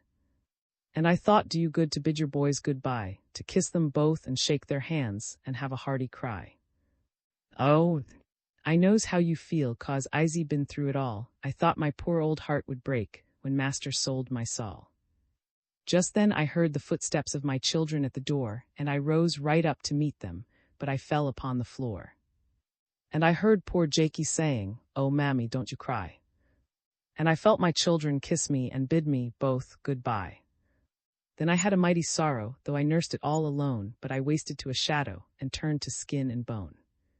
But one day dear Uncle Jacob, in heaven he's now a saint, said, "Your poor heart is in the fire, but child you must not faint." Then I said to Uncle Jacob, if I was good like you, when the heavy trouble dashed me I'd know just what to do. Then he said to me, "Poor, the way is open wide," and he told me of the fountain in his side. Then he said, "Just take your burden to the blessed Master's feet, I takes all my troubles right unto the mercy seat." His words waked up my courage, and I began to pray, and I felt my heavy burden rolling like a stone away. And a something seemed to tell me, "You will see your boys again," and that hope was like a poultice spread upon a dreadful pain. And it often seemed to whisper, "Trust and never fear, you'll get justice in the kingdom, if you do not get it here." The deliverance. Master only left old one bright and handsome boy, but she fairly doted on him, he was her pride and joy. We all liked Mr. Thomas, he was so kind at heart, and when the young folks got in scrapes, he always took their part. He kept right on that very way till he got big and tall, and old used to chide him, and say he'd spile us all. But somehow the farm did prosper when he took things in hand, and though all the servants liked him, he made them understand. One evening Mr. Thomas said, "Just bring my easy shoes, I am going to sit by mother and read her up the news." Soon I heard him tell old, "We're bound to have a fight, but we'll whip the Yankees, mother, we'll whip them sure as night." Then I saw old tremble, she gasped and held her breath, and she looked on Mr. Thomas with a face as pale as death. "They are firing on Fort Sumter, oh. I wish that I was there, why, dear mother." "What's the matter? You're the picture of despair." "I was thinking, dearest Thomas, break my very heart if a fierce and dreadful battle should tear our lives apart. None but cowards, dearest mother, would skulk unto the rear when the tyrant's hand is shaking, all the heart is holding dear." I felt sorry for old, she got too full to speak, but I saw the great big teardrops running down her cheek. Mr. Thomas, too, was troubled with choosing on that night, betwixt staying with his mother and joining in the fight. Soon down into the village came a call for volunteers, gave up Mr. Thomas with many sighs and tears. His uniform was real handsome, he looked so brave and strong, but somehow I couldn't help thinking his fighting must be wrong. Though the house was very lonesome, I thought, all come right, for I felt somehow or other we was mixed up in that fight. And I said to Uncle Jacob, "Now old feels the sting, for this parting with your children is a mighty dreadful thing." "Never mind," said Uncle Jacob, "just wait and watch and pray, for I feel right sure and certain slavery's bound to pass away. Because I asked the Spirit, if God is good and just, how it happened that the masters did grind us to the dust. And something reasoned right inside, such should not always be, and you could not beat it out my head, the Spirit spoke to me." And his dear old eyes would brighten, and his lips put on a smile, saying, "Pick up faith and courage, and just wait a little while." Prayed up in the parlor that the all might win, we were praying in the cabins, wanting freedom to begin. Mr. Thomas wrote to, telling 'bout the Bull's Run fight, that his troops had whipped the Yankees and put them all to flight. Eyes did fairly glisten, she laughed and praised the South, but I thought some day she'd laugh on t'other side her mouth. I used to watch old face, and when it looked quite long I would say to Cousin Millie, "The battle's going wrong. Not for us but for the rebels," my heart would fairly skip, when Uncle Jacob used to say, "The North is bound to whip." And let the fight go as it would, let North or South prevail, he always kept his courage up and never let it fail. And he often used to tell us, "Children, don't forget to pray, for the darkest time of morning is just for the break of day." Well, one morning bright and early we heard the fife and drum, and the booming of the cannon, the Yankee troops had come. When the word ran through the village, "The colored folks are free," in the kitchens and the cabins we held a jubilee. When they told us Mr. Lincoln said that slavery was dead, we just poured our prayers and blessings upon his precious head. We just laughed and danced and shouted and prayed and sang and cried, and we thought dear Uncle Jacob would fairly crack his side. But when old heard it, she groaned and hardly spoke. When she had to lose her servants, her heart was almost broke. 'Twas a sight to see our people going out, the troops to meet, almost dancing to the music, and marching down the street.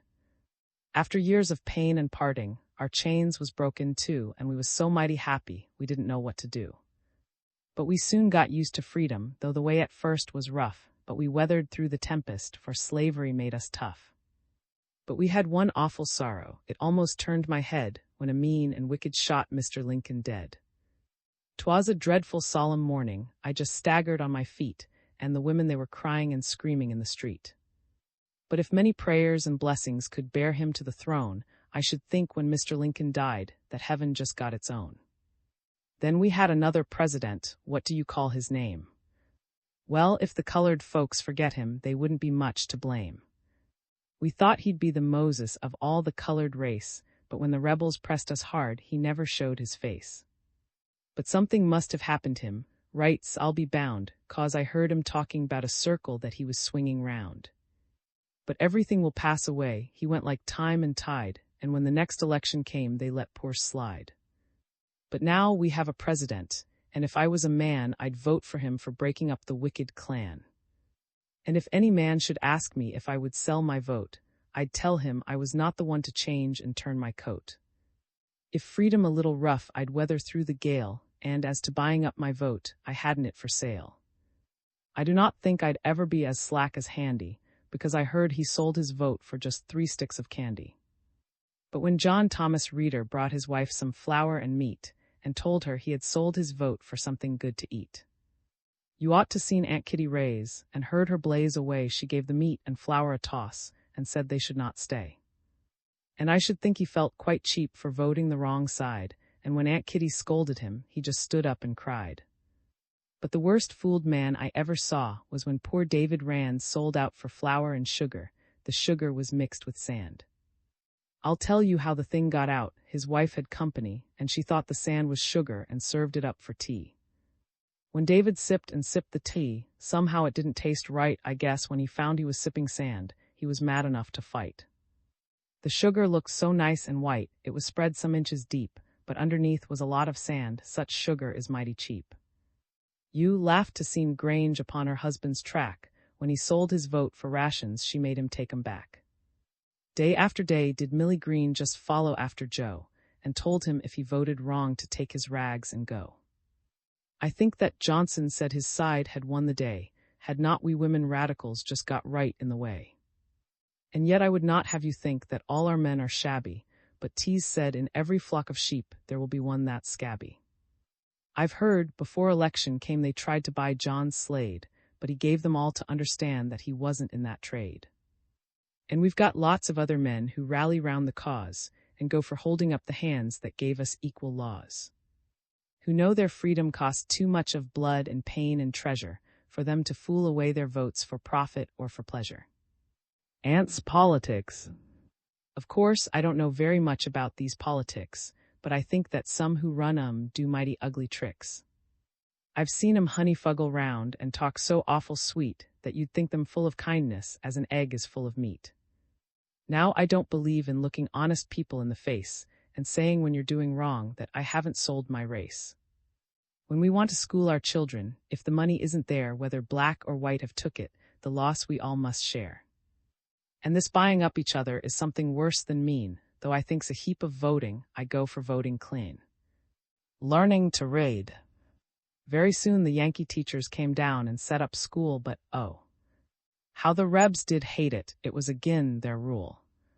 Our masters always tried to hide book learning from our eyes. Knowledge didn't agree with slavery, make us all too wise. But some of us would try to steal a little from the book, and put the words together, and learn by hook or crook. I remember Uncle Caldwell, who took pot liquor fat and greased the pages of his book, and hid it in his hat. And had his master ever seen the leaves upon his head, he'd have thought them greasy papers, but nothing to be read. And there was Mr. Turner's Ben, who heard the children spell, and picked the words right up by heart, and learned to read 'em well.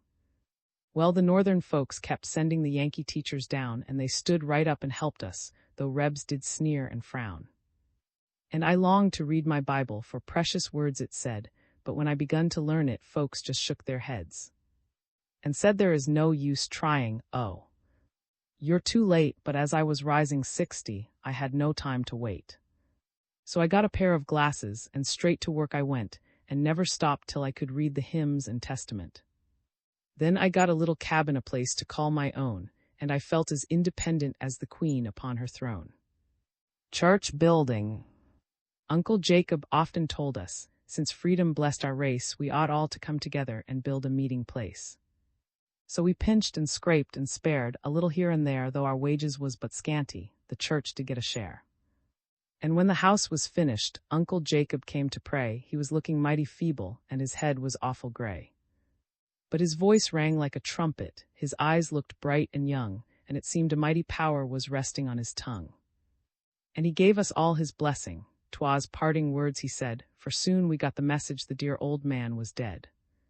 But I believe he's in the kingdom, for when we shook his hand he said, "Children, you must meet me right in the promised land. For when I'm done a-moiling and toiling here below, through the gate into the city straightway I hope to go." The reunions. Well, one morning real early I was going down the street, and I heard a stranger asking for Mrs. Fleet. There was a something in his voice that made me feel quite shaky, and when I looked right in his face, who should it be but Jakey? I grasped him tight and took him home. What gladness filled my cup. And I laughed and just rolled over, and laughed and just give up. "Where have you been? Oh, Jakey, dear. Why didn't you come before? Oh, when you children went away my heart was awful sore. Why, mammy, I've been on your hunt since ever I've been free, and I have heard from brother Ben, he's down in Tennessee. He wrote me that he had a wife. And children. Yes, he's 3. You married too. Oh no, indeed, I thought I'd first get free. Then, Jakey, you will stay with me, and comfort my poor heart, old got no power now to tear us both apart. I'm richer now than because I have got my son, and Mr. Thomas he is dead, and she's got nary one. You must write to brother Benny that he must come this fall, and we'll make the cabin bigger, and that will hold us all.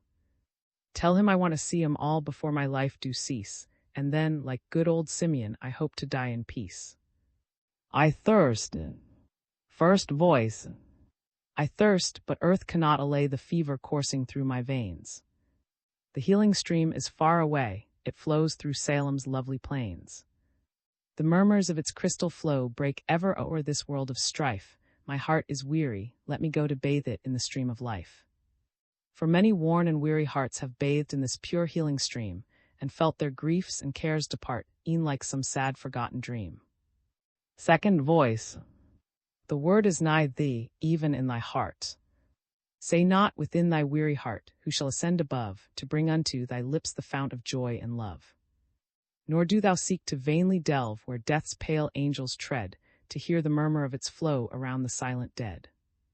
Within, in thee is one living fount, fed from the springs above there, quench thy thirst till thou shalt bathe in God's own sea of love. The dying queen. I would meet death awake. The strength that bore her on for years was ebbing fast away, and o'er the pale and life-worn face death's solemn shadows lay. With tender love and gentle care friends gathered round her bed, and for her sake each footfall hushed the echoes of its tread. They knew the restlessness of death through every nerve did creep, and carefully they tried to lull the dying queen to sleep. In vain she felt death's icy hand her failing heartstrings shake, and, rousing up, she firmly said, "I'd meet my God awake. Awake I've met the battle's shock, and borne the cares of state, nor shall I take your Lethean cup, and slumber at death's gate. Did I not watch with eyes alert the path where foes did tend, and shall I veil my eyes with sleep to meet my God and friend? Nay, rather from my weary lids this heavy slumber shake, that I may pass the mystic veil and meet my God awake." The Tennessee hero. He had heard his comrades plotting to obtain their liberty, and rather than betray them, he received 750 lashes and died. He stood before the savage throng, the base and coward crew. A light flashed from his eye, his heart beat firm and true. He was the hero of his band, the noblest of them all, though fetters galled his weary limbs, his spirit spurned their thrall, and towered in its manly might above the murderous crew. Oh, liberty had nerved his heart, and every pulse beat true. "Now tell us," said the savage troop, "and life thy gain shall be. Who are the men that plotting say they must and will be free?" Oh, could you have seen the hero then, as his lofty soul arose, and his dauntless eyes defiance flashed on his mean and craven foes. I know the men who would be free, they are the heroes of your land, but death and torture I defy ere I betray that band. And what? Oh, what is life to me, beneath your base control? Nay, do your worst. Ye have no chains to bind my freeborn soul. They brought the hateful lash and scourge, with murder in each eye. But a solemn vow was on his lips, he had resolved to die. Yes, rather than betray his trust, he'd meet a death of pain, 'twas far to meet it thus than wear a treason stain. Like storms of wrath, of hate and pain, the blows rained thick and fast, but the monarch's soul kept true till the gates of life were passed. And the martyr's spirit fled to the throne of God on high, and showed his gaping wounds before the unslumbering eye. Free labor.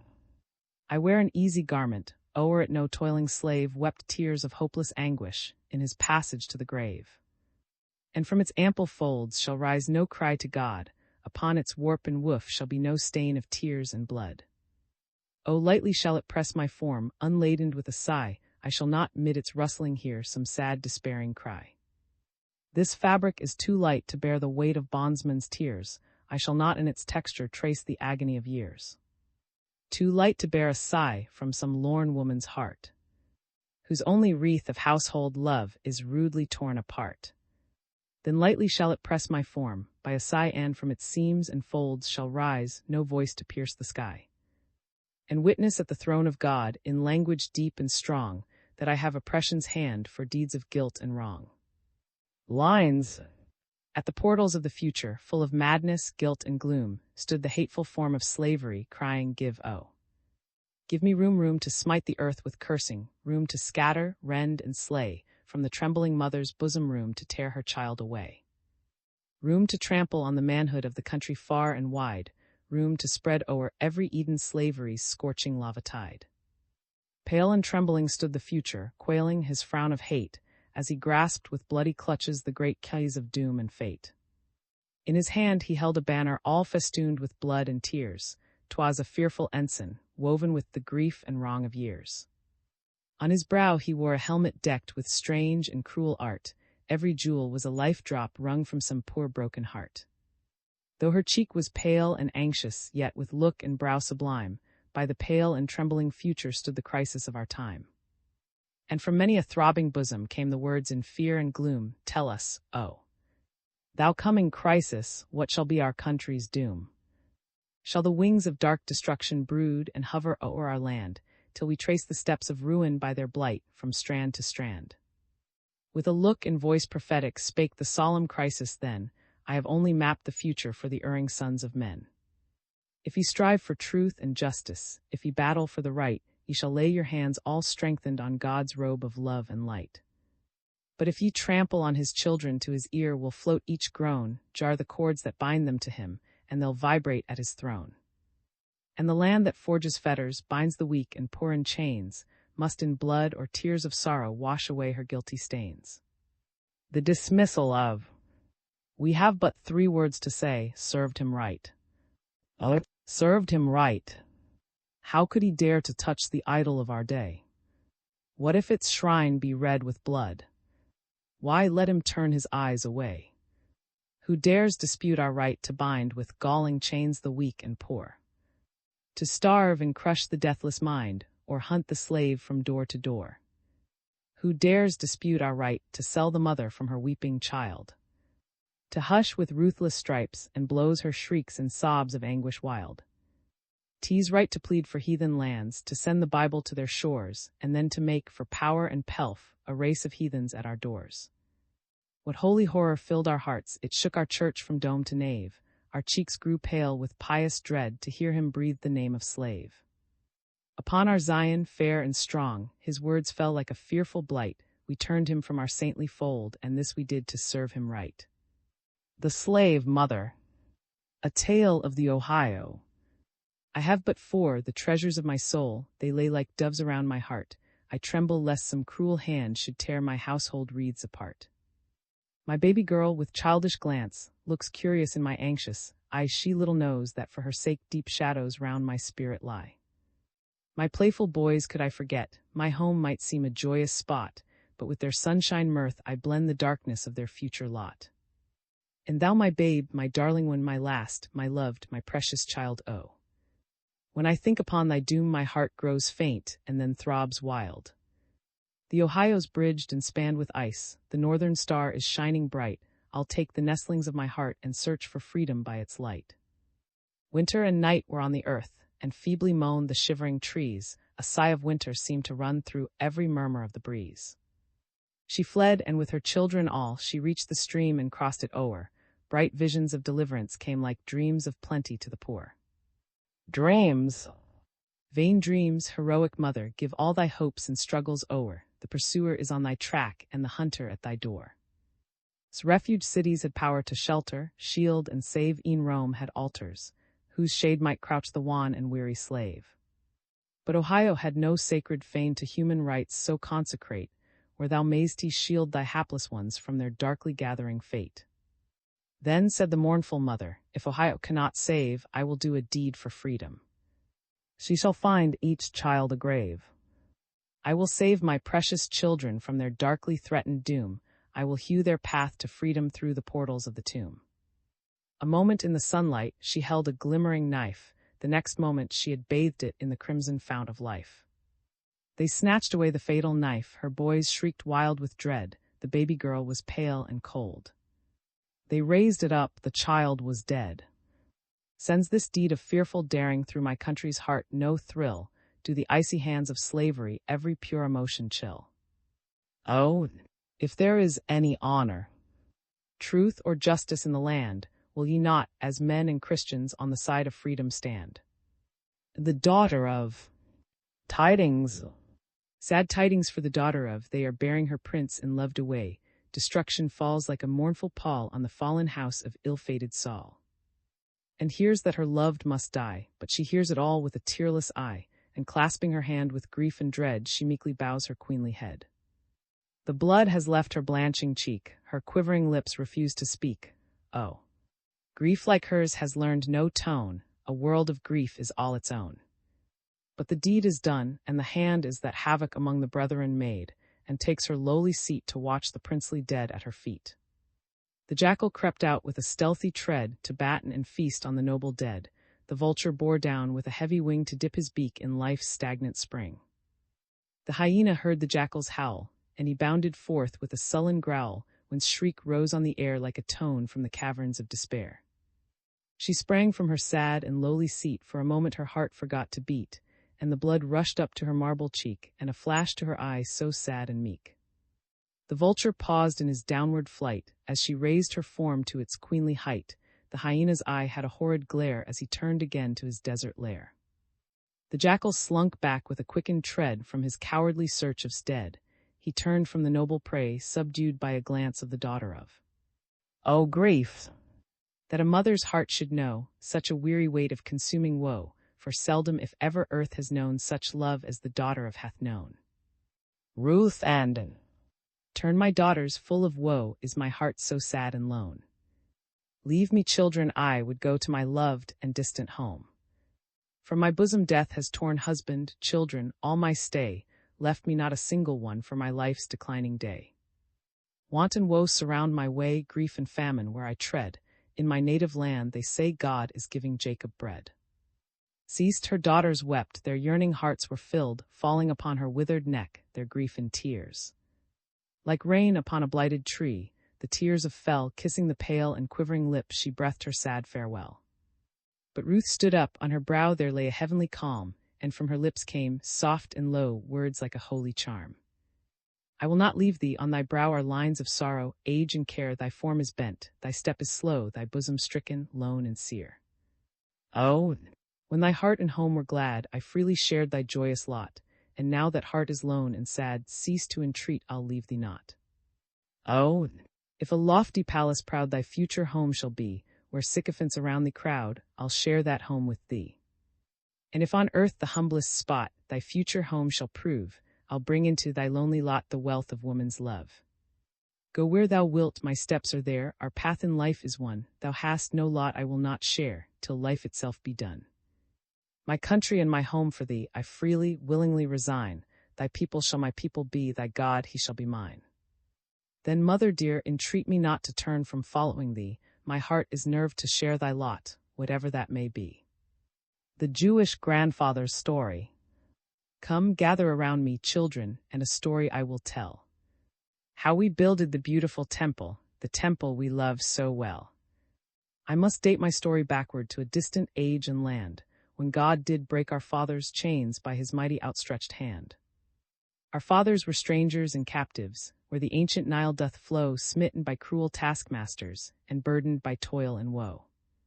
As a shepherd to pastures green doth lead with care his sheep, so God divided the great Red Sea, and led them through the deep. You've seen me plant a tender vine, and guard it with patient care, till its roots struck in the mellow earth, and it drank the light and air.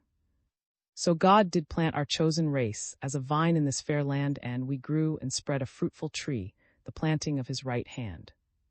The time would fail strove I to tell all the story of our race, of our grand old leader Moses and Joshua in his place.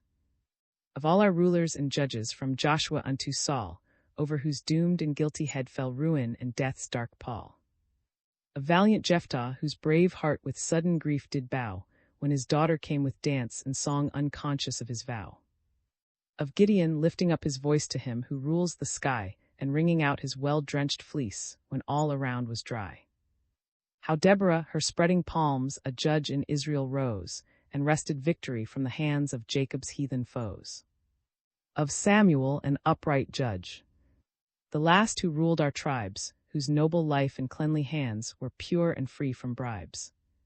Of David with his checkered life, our tuneful minstrel king, who breathed in sadness and delight the psalms we love to sing.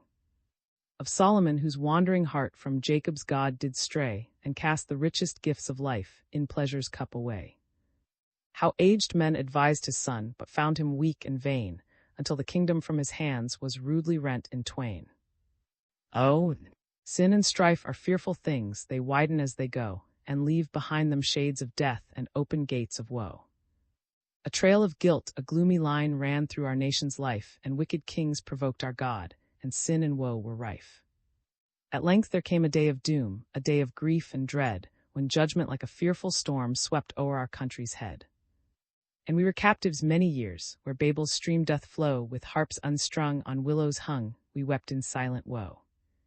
We could not sing the old, sweet songs our captors asked to hear, our hearts were full, how could we sing the songs to us so dear? As one who dreams a mournful dream which fades, as wanes the night, so God did change our gloomy lot from darkness into light. Belshazzar in his regal halls a sumptuous feast did hold, he praised his gods and drank his wine from sacred cups of gold. When dance and song and revelry had filled with mirth each hall, Belshazzar raised his eyes and saw a writing on the wall. He saw, and horror blanched his cheek, his lips were white with fear to read the words he quickly called for wise men, far and near. But baffled seers with anxious doubt stood silent in the room, when Daniel came, a captive youth, and read the words of doom. That night within his regal hall Belshazzar lifeless lay, the Persians grasped his fallen crown, and with the Mede held sway.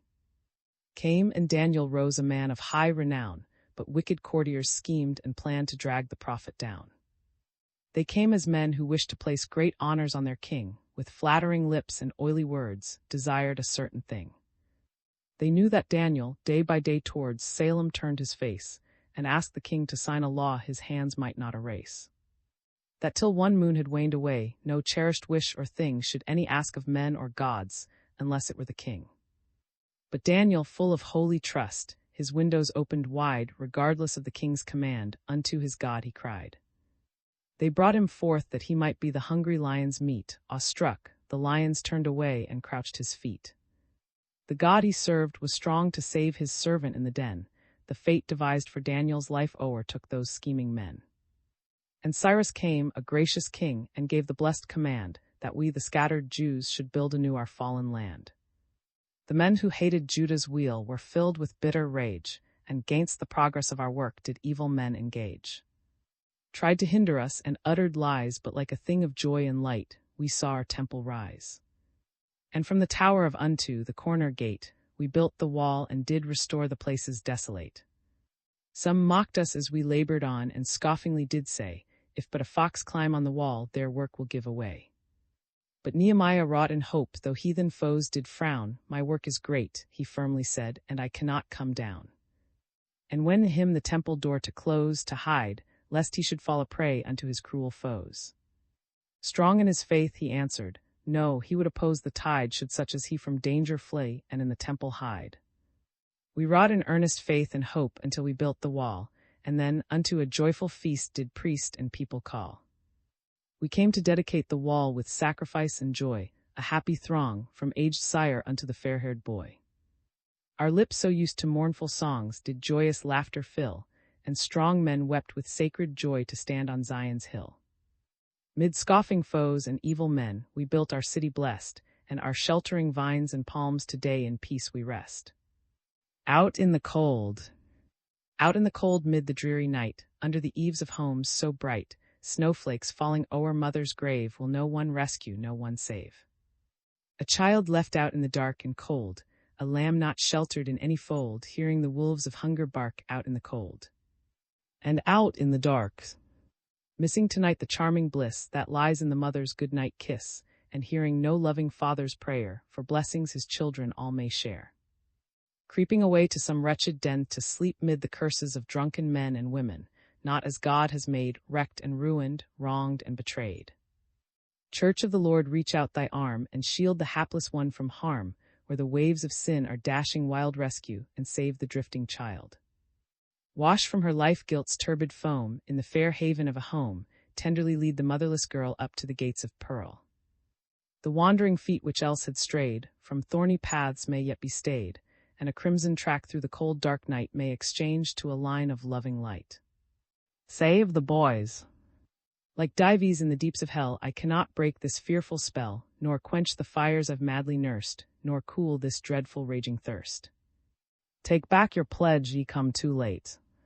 Ye cannot save me from my fate, nor bring me back departed joys, but ye can try to save the boys. Ye bid me break my fiery chain, arise and be a man again, when every street with snares is spread, and nets of sin where'er I tread. No, I must reap as I did sow. The seeds of sin bring crops of woe, but with my latest breath I'll crave that you will try the boys to save. These bloodshot eyes were once so bright, this sin-crushed heart was glad and light, but by the wine-cup's ruddy glow I traced a path to shame and woe. A captive to my galling chain, I've tried to rise, but tried in vain. The cup allures and then destroys. Oh, from it save the boys. Take from your streets those traps of hell into whose gilded snares I fell. Oh, freemen, from these foul decoys arise, and vote to save the boys. O ye who license men to trade in draughts that charm and then degrade, before ye hear the cry too late, oh, save the boys from my sad fate. Nothing and something. It is nothing to me, the beauty said, with a careless toss of her pretty head. The man is weak if he can't refrain from the cup you say is fraught with pain.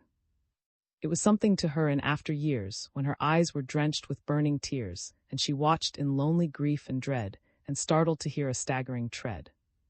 It is nothing to me, the mother said, I have no fear that my boy will tread in the downward path of sin and shame, and crush my heart and darken his name. It was something to her when that only son from the path of right was early won, and madly cast in the flowing bowl a ruined body and sin-wrecked soul. It is nothing to me, the young man cried, in his eye was a flash of scorn and pride, I heed not the dreadful things ye tell, I can rule myself, I know full well. It was something to him when in prison he lay the victim of drink, life ebbing away, and thought of his wretched child and wife, and the mournful wreck of his wasted life. It is nothing to me, the merchant said, as over his ledger he bent his head, I'm busy today with tear and tret, and I have no time to fume and fret. It was something to him when over the wire a message came from a funeral pyre, a drunken conductor had wrecked a train, and his wife and child were among the slain.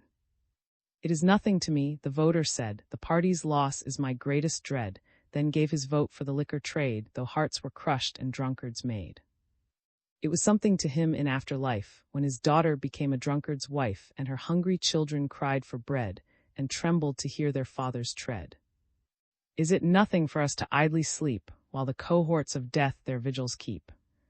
to gather the young and thoughtless in, and grind in our midst a grist of sin. It is something, yes, all, for us to stand clasping by faith our hand, to learn to labor, live, and fight on the side of God and changeless light. Wanderers return. My home is so glad, my heart is so light, my wandering boy has returned tonight. He is blighted and bruised, I know, by sin, but I am so glad to welcome him in. The child of my tenderest love and care has broken away from the tempter's snare. Tonight my heart is with joy, I have found again my wandering boy. My heart has been wrung with 1,000 fears, mine eyes been drenched with the bitterest tears, like shadows that fade are my past alarms, my boy is enclasped in his mother's arms. The streets were not safe for my darling child, where sin with its evil attractions smiled. But his wandering feet have ceased to roam, and tonight my wayward boy is at home with the mother that loves him best, with the hearts that have ached with sad unrest, with the hearts that are thrilling with untold joy because we have found our wandering boy. In that wretched man, so haggard and wild, I only behold my returning child, and the blissful tears from my eyes that start are the overflow of a happy heart. I have trodden the streets in lonely grief, I have sought in prayer for my soul relief, but the depths of my heart tonight are stirred, I know that the mother's prayer has been heard. If the mother love be so strong and great for her child, sin-weary and desolate, oh, what must the love of the Father be for souls who have wandered like you and me? Fishers of men. I had a dream, a varied dream. Before my ravished sight the city of my Lord arose with all its love and light. The music of a myriad harps flowed out with sweet accord, and saints were casting down their crowns in homage to our Lord. My heart leaped up with untold joy, life's toil and pain were o'er, my weary feet at last had found the bright and restful shore. Just as I reached the gates of light, ready to enter in, from earth arose a fearful cry of sorrow and of sin. I turned and saw behind me surge a wild and stormy sea, and drowning men were reaching out imploring hands to me. And my lip was blanched with dread and moaning for relief, the music of the golden harps grew fainter for their grief. Let me return, I quickly said, close to the pearly gate, my work is with these wretched ones so wrecked and desolate. An angel smiled and gently said, this is the gate of life, wilt thou return to earth's sad scenes, its weariness and strife? To comfort hearts that sigh and break, to dry the falling tear, wilt thou forgo the music sweet entrancing now thy ear? I must return, I firmly said, the struggles in that sea shall not reach out beseeching hands in vain for help to me. I turned to go, but as I turned the gloomy sea grew bright, and from my heart there seemed to flow 10,000 cords of light. And sin-wrecked men with eager hands did grasp each golden cord, and with my heart I drew them on to see my gracious Lord. Again I stood beside the gate. My heart was glad and free, for with me stood a rescued throng the Lord had given me. Signing the pledge. Do you see this cup, this tempting cup, its sparkle and its glow? I tell you this cup has brought to me a world of shame and woe. Do you see that woman sad and wan? One day with joy and pride, with orange blossoms in her hair, I claimed her as my bride. And vowed that I would faithful prove till death our lives should part. I've drenched her soul with floods of grief and almost crushed her heart. Do you see that gray-haired mother bend beneath her weight of years? I've filled that aged mother's eyes with many bitter tears. Year after year for me she prays and tries her child to save. I've almost brought her gray hairs down in sorrow to the grave. Do you see that boy whose wistful eyes are gazing on my face? I've overshadowed his young life with sorrow and disgrace. He used to greet me with a smile, his heart was light and glad, I've seen him tremble at my voice, I've made that heart so sad. Do you see this pledge I've signed tonight? My mother, wife, and boy shall read my purpose on that pledge, and smile through tears of joy. To know this night, this very night, I cast the wine cup down, and from the dust of a sinful life lift up my manhood's crown. The faded face of my young wife with roses yet shall bloom, and joy shall light my mother's eyes on the margin of the tomb. I have vowed tonight my only boy with brow so fair and mild shall not be taunted on the streets and called a drunkard's child. Never again shall that young face whiten with grief and dread, because I've madly staggered home and sold for drink his bread. This strong right arm unnerved by rum shall battle with my fate, and peace and comfort crown the home by drink made desolate. Like a drowning man, tempest-tossed, clings to a rocky ledge. With trembling hands I've learned to grasp the gospel and the pledge. A captive bounding from my chain, I've rent each hateful band, and by the help of grace divine a victor hope to stand. 25th anniversary of the old folks' home. We come but not to celebrate amid the flight and whirl of years, the deeds of heroes on whose brows are laurels drenched with blood and tears. Nor yet to tell of wondrous deeds performed on fields of bloodless strife, but of the lovely, precious things that bless and beautify our life.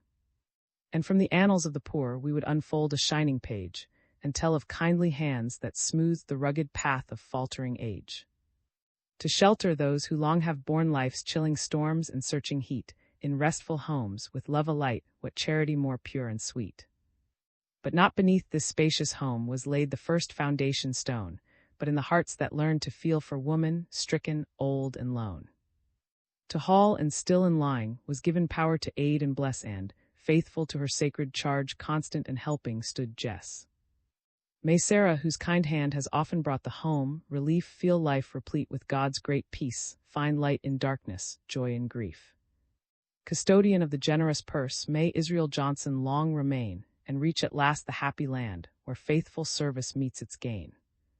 And join again departed forms of wife and sister passed before, who gave their treasure to the Lord by generous gifts unto his poor. And some who met with us erewhile have passed unto the other side like precious fragrance, may their deeds within our heart of hearts abide. Year after year within these halls did faithful stand, till he who gives his loved ones sleep released in death his helpful hand.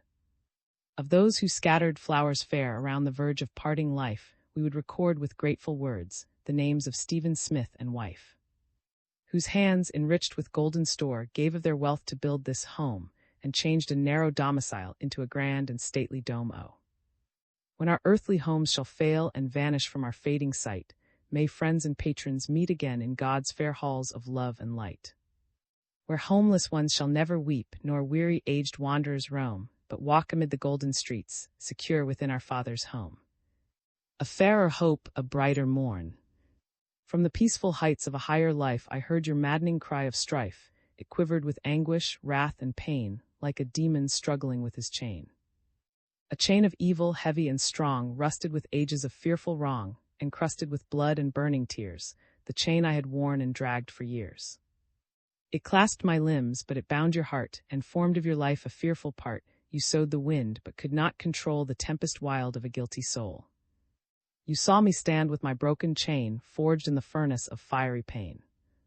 You saw my children around me, stand lovingly clasping my unbound hand. But you remembered my blood and tears, mid the weary wasting flight of years. You thought of the rice swamps, lone and dank, when my heart in anguish sank. You thought of your fields with harvest white, where I toiled in pain from morn till night. You thought of the days you bought and sold the children I loved for paltry gold. You thought of our shrieks that rent the air, our moans of anguish and deep despair, with chattering teeth and paling face. You thought of your nation's deep disgrace. You wove from your fears a fearful fate to spring from your seeds of scorn and hate. You imagined the saddest, wildest thing that time, with revenges fierce, could bring. The cry you thought from a voodoo breast was the echo of your soul's unrest, when thoughts too sad for fruitless tears loomed like the ghosts of avenging years. O prophet of evil, could not your voice in our new hopes and freedom rejoice? Mid the light which streams around our way, was there naught to see but an evil day? Nothing but vengeance, wrath, and hate, and the serpent coils of an evil fate, a fate that shall crush and drag you down, a doom that shall press like an iron crown. A fate that shall crisp and curl your hair and darken your faces now so fair, and send through your veins like a poisoned flood the hated stream of the Negro's blood. A fate to madden the heart and brain you've peopled with phantoms of dread and pain, and fancies wild of your daughters shriek with Congo kisses upon her cheek. Beyond the mist of your gloomy fears, I see the promise of brighter years. Through the dark I see their golden hem, and my heart gives out its glad amen. The banner of Christ was your sacred trust, but you trailed that banner in the dust, and mockingly told us amid our pain the hand of your God had forged our chain. We stumbled and groped through the dreary night till our fingers touched God's robe of light, and we knew he heard, from his lofty throne, our saddest cries and faintest moan. The cross you have covered with sin and shame will bear aloft in Christ's holy name. Oh, never again may its folds be furled, while sorrow and sin enshroud our world. God, to whose fingers thrills each heartbeat, has not sent us to walk with aimless feet, to cower and crouch, with bated breath from margins of life to shores of death. Higher and better than hate for hate, like the scorpion fangs that desolate, is the hope of a brighter, fairer morn and a peace and a love that shall yet be born. When the Negro shall hold an honored place, the friend and helper of every race, his mission to build and not destroy, and gladden the world with love and joy. The Martyr of Alabama. The following news item appeared in the newspapers throughout the country, issue of December 27, 1894. Tim, a little Negro boy, was asked to dance for the amusement of some white toughs. He refused, saying he was a church member. One of the men knocked him down with a club and then danced upon his prostrate form. He then shot the boy in the hip. The boy is dead, his murderer is still at large. He lifted up his pleading eyes and scanned each cruel face, where cold and brutal cowardice had left its evil trace. It was when tender memories round M's manger lay, and mothers told their little ones of Jesus' natal day, and of the Magi from the east who came their gifts to bring, and bow in at the feet of Salem's newborn king. And how the herald angels sang the choral song of peace, that war should close his wrathful lips and strife and carnage cease. At such an hour men well may hush their discord and their strife, and o'er that manger clasp their hands with gifts to brighten life. Alas, that in our favored land, that cruelty and crime should cast their shadows o'er a day, the fairest pearl of time. A dark-browed boy had drawn a band of savage men, just as a hapless lamb might stray into a tiger's den. Cruel and dull, they saw in him for sport an evil chance, and then demanded of the child to give to them a dance. "Come dance for us," the rough men said. "I can't," the child replied, "I cannot for the dear Lord's sake, who for my sins once died." Though they were strong and he was weak, he wouldn't his Lord deny. His life lay in their cruel hands, but he for Christ could die. Heard they aright? Did that brave child their mandates dare resist? Did he against their stern commands have courage to resist? Then recklessly a man arose and dealt a fearful blow. He crushed the portals of that life and laid the brave child low, and trampled on his prostrate form as on a broken toy, then danced with careless, brutal feet upon the murdered boy. Christians, behold that martyred child. His blood cries from the ground before the sleepless eye of God, he shows each gaping wound. Oh, Church of Christ, arise. Arise, lest crimson stain thy hand, when God shall inquisition make for blood shed in the land. Take sackcloth of the darkest hue, and shroud the pulpits round, servants of him who cannot lie sit mourning on the ground. Let holy horror blanch each brow, pale every cheek with fears, and rocks and stones, if he could speak, ye well might melt to tears. Through every fane send forth a cry of sorrow and regret, nor in an hour of careless ease thy brother's wrongs forget. Veil not thine eyes, nor close thy lips, nor speak with bated breath, this evil shall not always last, the end of it is death. Avert the doom that crime must bring upon a guilty land, strong in the strength that God supplies for truth and justice stand. For Christless men, with reckless hands, are sowing round thy path the tempests wild that yet shall break in whirlwinds of God's wrath. The night of deaths. 'Twas a night of dreadful horror, death was sweeping through the land and the wings of dark destruction were outstretched from strand to strand. Strong men's hearts grew faint with terror, as the tempest and the waves wrecked their homes and swept them downward, suddenly to yawning graves. Mid the wastes of ruined households and the tempest's wild alarms stood a terror-stricken mother with a child within her arms. Other children huddled round her, each one nestling in her heart, swift in thought and swift in action she at least from one must part. Then she said unto her daughter, strive to save one child from death. Which one? Said the anxious daughter, as she stood with bated breath. Oh, the anguish of that mother, what despair was in her eye. All her little ones were precious, which one should she leave to die? Then the brother, I will take the little one. No, exclaimed the anxious mother, No, my child, it can't be done. Say, my boy, the waves are rising, save yourself and leave the child. I will trust in Christ, he answered, grasped the little one and smiled. Through the roar of wind and waters ever and anon she cried, but throughout the night of terror never's voice replied. But above the waves, wild surging, he had found a safe retreat, as if God had sent an angel just to guide his wandering feet. When the storm had spent its fury, and the sea gave up its dead, she was mourning for her loved ones, lost amid that night of dread. While her head was bowed in anguish, on her ear there fell a voice, bringing surcease to her sorrow, bidding all her heart rejoice. Didn't I tell you true? Said, and his eyes were full of light, when I told you God would help me through the dark and dreadful night.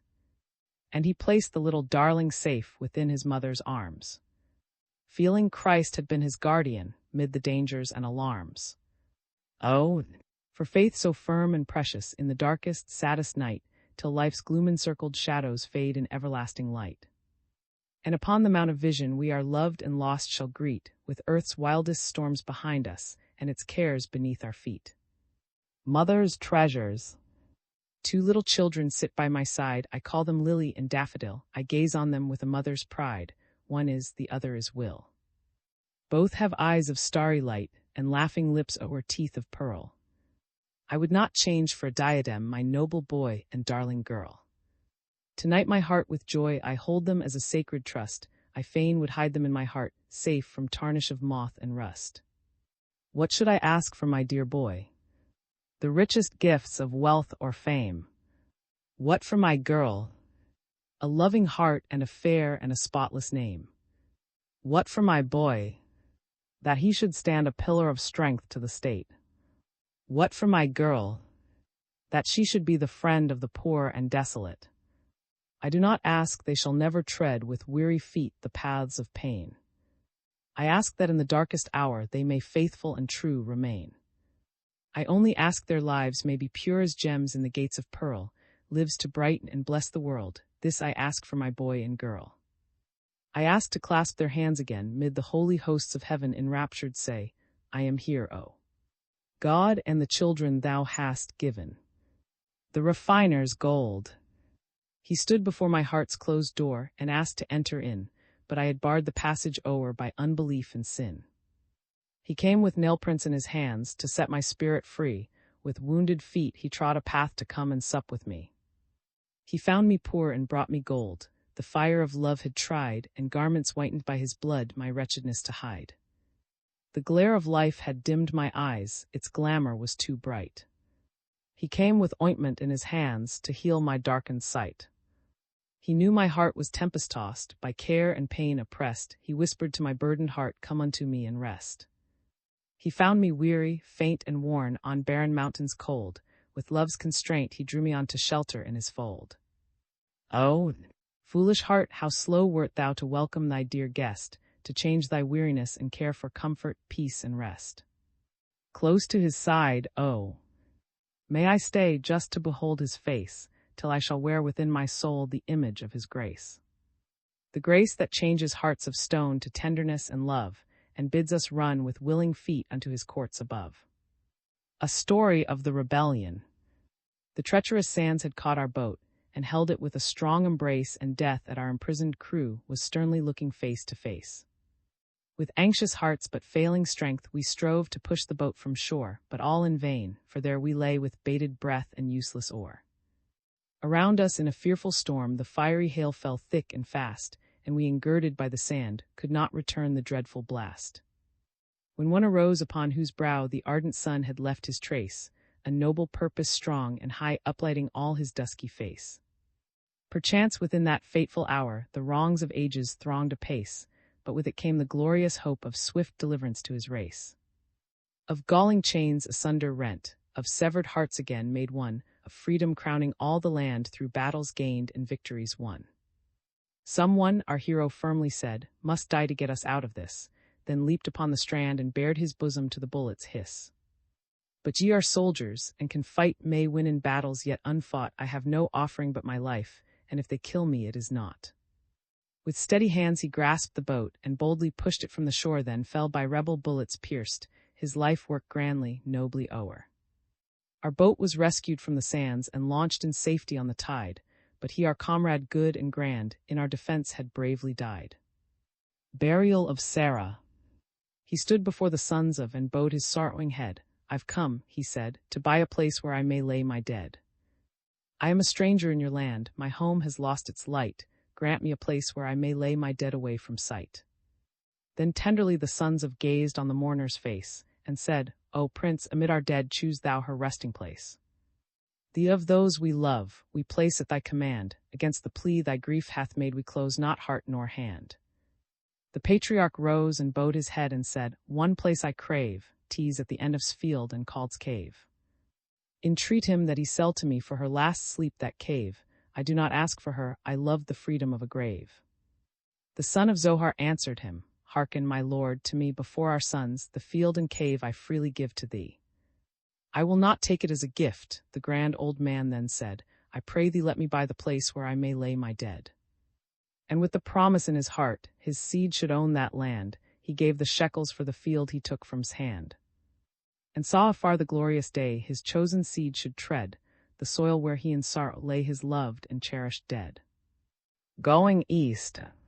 She came from the east a fair, young bride with a light and abounding heart, to find in the distant west a home with her husband to make a start. He builded his cabin far away where the prairie flower bloomed wild, her love made lighter all his toil, and joy and hope around him smiled. She plied her hands to life's homely tasks, and helped to build his fortunes up while joy and grief, like bitter and sweet, were mingled and mixed in her cup. He sowed in his fields of golden grain all the strength of his manly prime, nor music of birds, nor brooks, nor bees was as sweet as the dollar's chime. She toiled and waited through weary years for the fortune that came at length, but toil and care and hope deferred, had stolen and wasted her strength. The cabin changed to a stately home, rich carpets were hushing her tread, but light was fading from her eye and the bloom from her cheek had fled. Her husband was adding field to field, and new wealth to his golden store, and little thought the shadow of death was entering in at his door. Slower and heavier grew her step, while his gold and his gains increased, but his proud domain had not the charm of her humble home in the east. He had no line to sound the depths of her tears repressed and unshed, nor dreamed, mid plenty a human heart could be starving, but not for bread. Within her eye was a restless light, and a yearning that never ceased, a longing to see the dear old home she had left in the distant east. A longing to clasp her mother's hand, and nestle close to her heart, and to feel the heavy cares of life like the sun-kissed shadows depart. The hungry heart was stilled at last, its restless, baffled yearning ceased. A lonely man sat by the bier of a corpse that was going east. The hermit's sacrifice. From Rome's palaces and villas gaily issued forth a throng, from her humbler habitations moved a human tide along. Haughty dames and blooming maidens, men who knew not mercy's sway, thronged into the Colosseum on that Roman holiday. From the lonely wilds of Asia, from her jungles far away, from the distant torrid regions, Rome had gathered beasts of prey. Lions restless, roaring, rampant tigers with their stealthy tread, leopards bright and fierce and fiery, met in conflict wild and dread. Fierce and fearful was the carnage of the maddened beasts of prey, as they fought and rent each other urged by men more fierce than they. Till like muffled thunders breaking on a vast and distant shore, fainter grew the yells of tigers, and the lion's dreadful roar. On the crimson-stained arena lay the victims of the fight, eyes which once had glared with anguish, lost in death their baleful light. Then uprose the gladiators armed for conflict unto death, waiting for the prefect's signal, cold and stern with bated breath.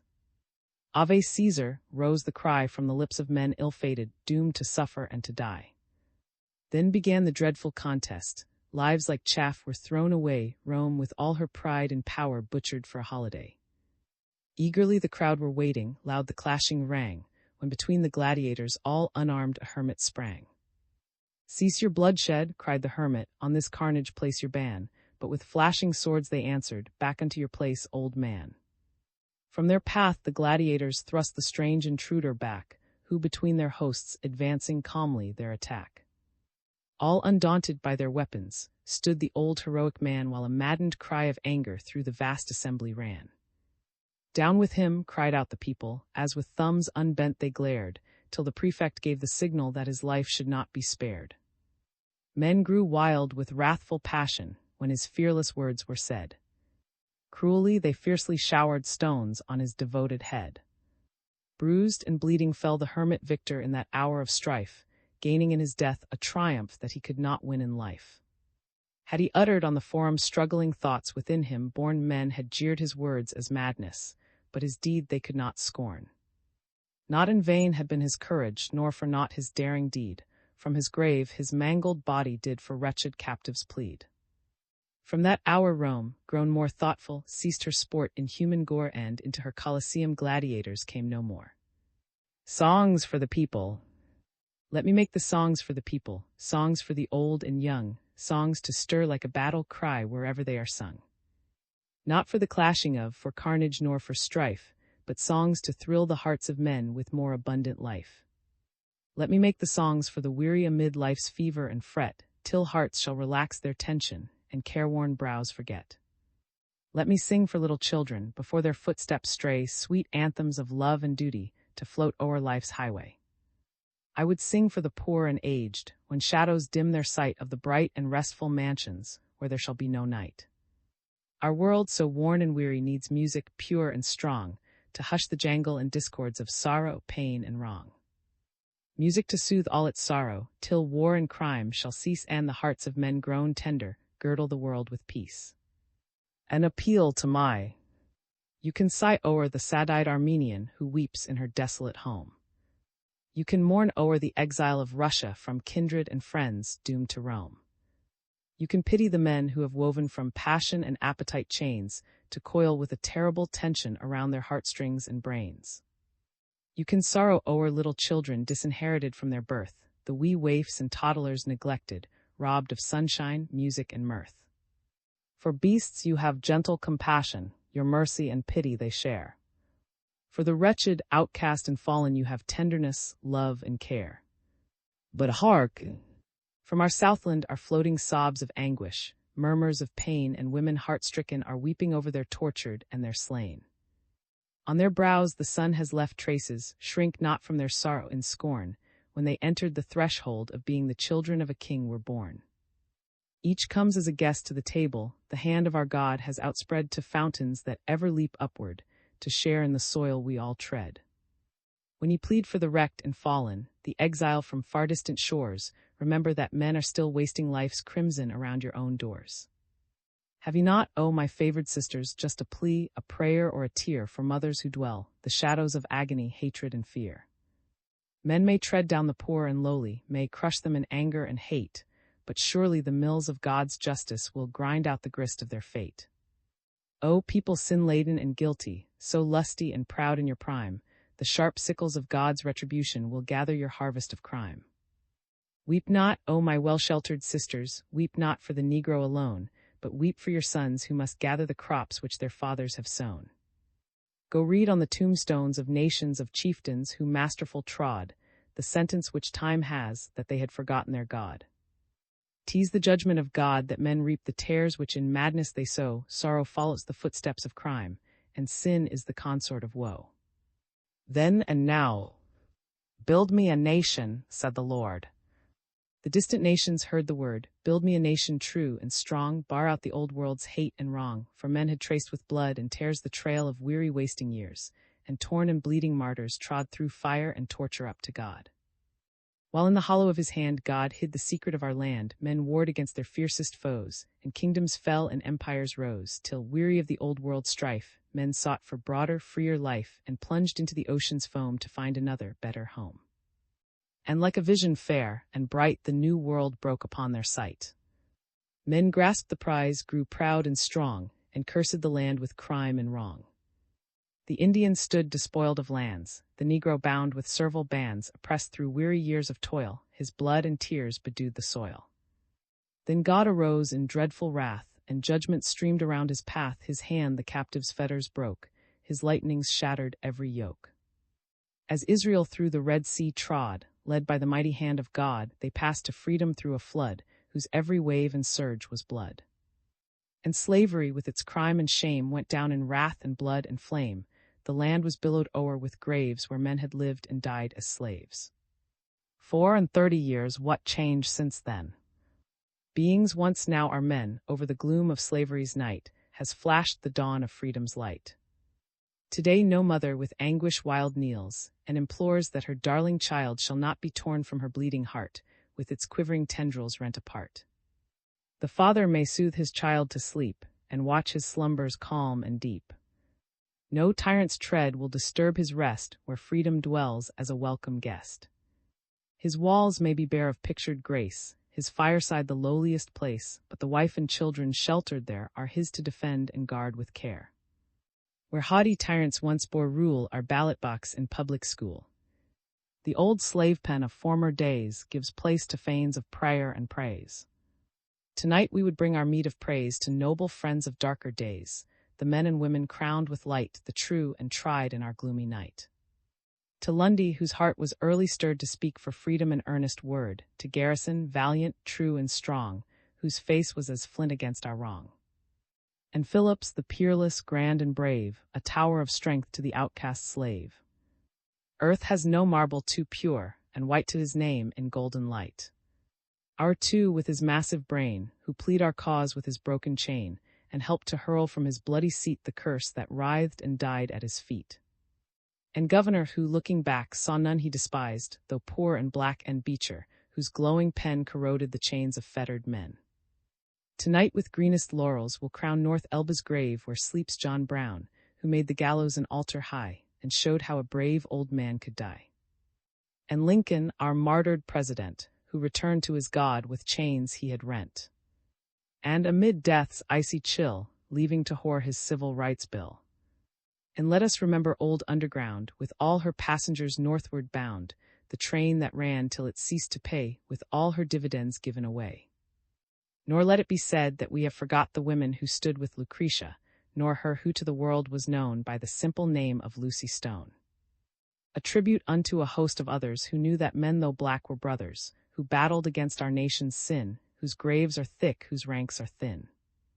O people chastened in the fire to nobler, grander things aspire in the new era of your life, bring love for hate, and peace for strife. Upon your hearts this vow record that you will build unto the Lord a nobler future, true and grand, to strengthen, crown, and bless the land. A higher freedom you may gain than that which comes from a riven chain, freedom your native land to bless with peace and love and righteousness as dreams that are past, a tale all told, are the days when men were bought and sold. Now God be praised from sea to sea, our flag floats o'er a country free. Dead. A thrill of sorrow through our hearts in sadness ran when we felt in one sad hour that the world had lost a man. He had clasped unto his bosom the sad fortunes of his land, held the cause for which he perished with a firm, unfaltering hand. On his lips the name of freedom fainted with his latest breath. Cuba was his watchword passing through the gates of death. With the light of God around us, why this agony and strife? With the cross of Christ before us, why this fearful waste of life? Must the pathway unto freedom ever mark a crimson line, and the eyes of wayward mortals always close to light divine? Must the hearts of fearless valor fail mid crime and cruel wrong, when the world has read of heroes brave and earnest, true and strong? Men to stay the floods of sorrow sweeping round each war-crushed heart, men to say to strife and carnage, from our world henceforth depart. God of peace and God of nations, haste. Oh, haste the glorious day, when the reign of our Redeemer o'er the world shall have its sway. When the swords now blood-encrusted, spears that reap the battlefield, shall be changed to higher service, helping earth rich harvests yield. Where the widow weeps in anguish, and the orphan bows his head, grant that peace and joy and gladness may like holy angels tread. Pity, O our God, the sorrow of thy world from the astray lead us from the paths of madness, unto Christ the living way. Year by year the world grows weary, its weight of sin and strife, though the hands once pierced and bleeding offer more abundant life. May the choral song of angels heard upon plain sound throughout the earth, the tidings of that old and sweet refrain. Till our world, so sad and weary, finds the balmy rest of peace, peace to silence all her discords, peace till war and crime shall cease. Peace to fall like gentle showers, or on flowers dew till our hearts proclaim with gladness, lo, he maketh all things new. My mother's kiss. My mother's kiss, I feel its impress now as in the bright and happy days she pressed it on my brow. You say it is a thing within my memory, fraught to me it has a sacred place, the treasure house of thought. Again I feel her fingers glide amid my clustering hair, I see the love light in her eyes when all my life was fair. Again I hear her gentle voice in warning or in love. How precious was the faith that taught my soul of things above.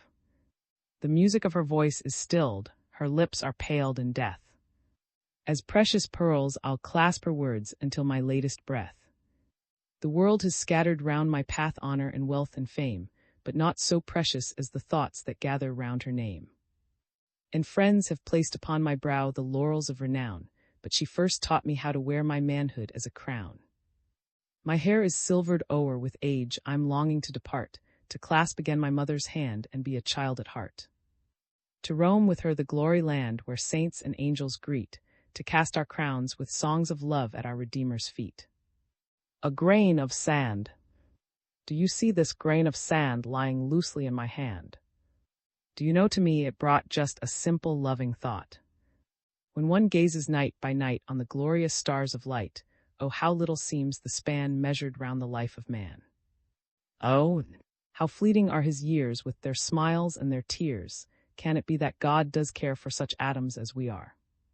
Then this grain of sand, I was fashioned by his hand in the star-lit realms of space, I was made to have a place. Should the ocean flood the world where its mountains gainst me hurled, all the force they could employ wouldn't a single grain destroy, and if I, a thing so light, have a place within his sight, you are linked unto his throne, cannot live nor die alone. In the everlasting arms mid life's dangers and alarms, let calm trust your spirit fill, know he's God, and then be still. Trustingly I raised my head, hearing what the atoms said, knowing man is greater far than the sun or star. The crocuses. They heard the south wind sighing a murmur of the rain, and they knew that earth was longing to see them all again. While the snowdrops still were sleeping beneath the silent sod, they felt their new life pulsing within the dark, cold clod. Not a daffodil nor daisy had dared to raise its head, not a fair-haired dandelion peeped timid from its bed. Though a tremor of the winter did shivering through them run, yet they lifted up their foreheads to greet the vernal sun. And the sunbeams gave them welcome, as did the morning air, and scattered o'er their simple robes rich tints of beauty rare. Soon a host of lovely flowers from vales and woodland burst, but in all that fair procession the crocuses were first. First to weave for earth a chaplet to crown her dear old head, and to beautify the pathway where winter still did tread. And their loved and white-haired mother smiled sweetly, the touch, when she knew her faithful children were loving her so much. The present age. Say not the age is hard and cold, I think it brave and grand, when men of diverse sects and creeds are clasping hand in hand. The Parsee from his sacred fires beside the Christian kneels, and clearer light to Islam's eyes the word of Christ reveals. The Brahmin from his distant home brings thoughts of ancient lore, the Buddhist breaking bonds of caste divides mankind no more. The meek-eyed sons of far Cathay are welcome round the board, not greed, nor malice drives away these children of our Lord. And Judah, from whose trusted hands came oracles divine, now sits with those around whose hearts the light of God doth shine. Japan unbars her long sealed gates from islands far away, her sons are lifting up their eyes to greet the coming day. The Indian child from forests wild has learned to read and pray, the tomahawk and scalping knife from him have passed away. From centuries of servile toil the Negro finds release, and builds the fanes of prayer and praise unto the God of peace. England and Russia face to face with Central Asia meet, and on the far Pacific coast, Chinese and natives greet. Crusaders once with sword and shield the Holy Land to save, from Muslim hands did strive to clutch the dear Redeemer's grave. A battle greater, grander far is for the present age, a crusade for the rights of man to brighten history's page. Where labor faints and bows her head and want consorts with crime, or men grown faithless sadly say that evil is the time. There is the field, the vantage ground for every earnest heart to side with justice, truth, and right, and act a noble part. To save from ignorance and vice the humblest child, to make our age the fairest one on which the sun has smiled. To plant the roots of coming years in mercy, love, and truth, and bid our weary, saddened earth again renew her youth. Oh, earnest hearts, toil on in hope till darkness shrinks from light, to fill the earth with peace and joy let youth and age unite.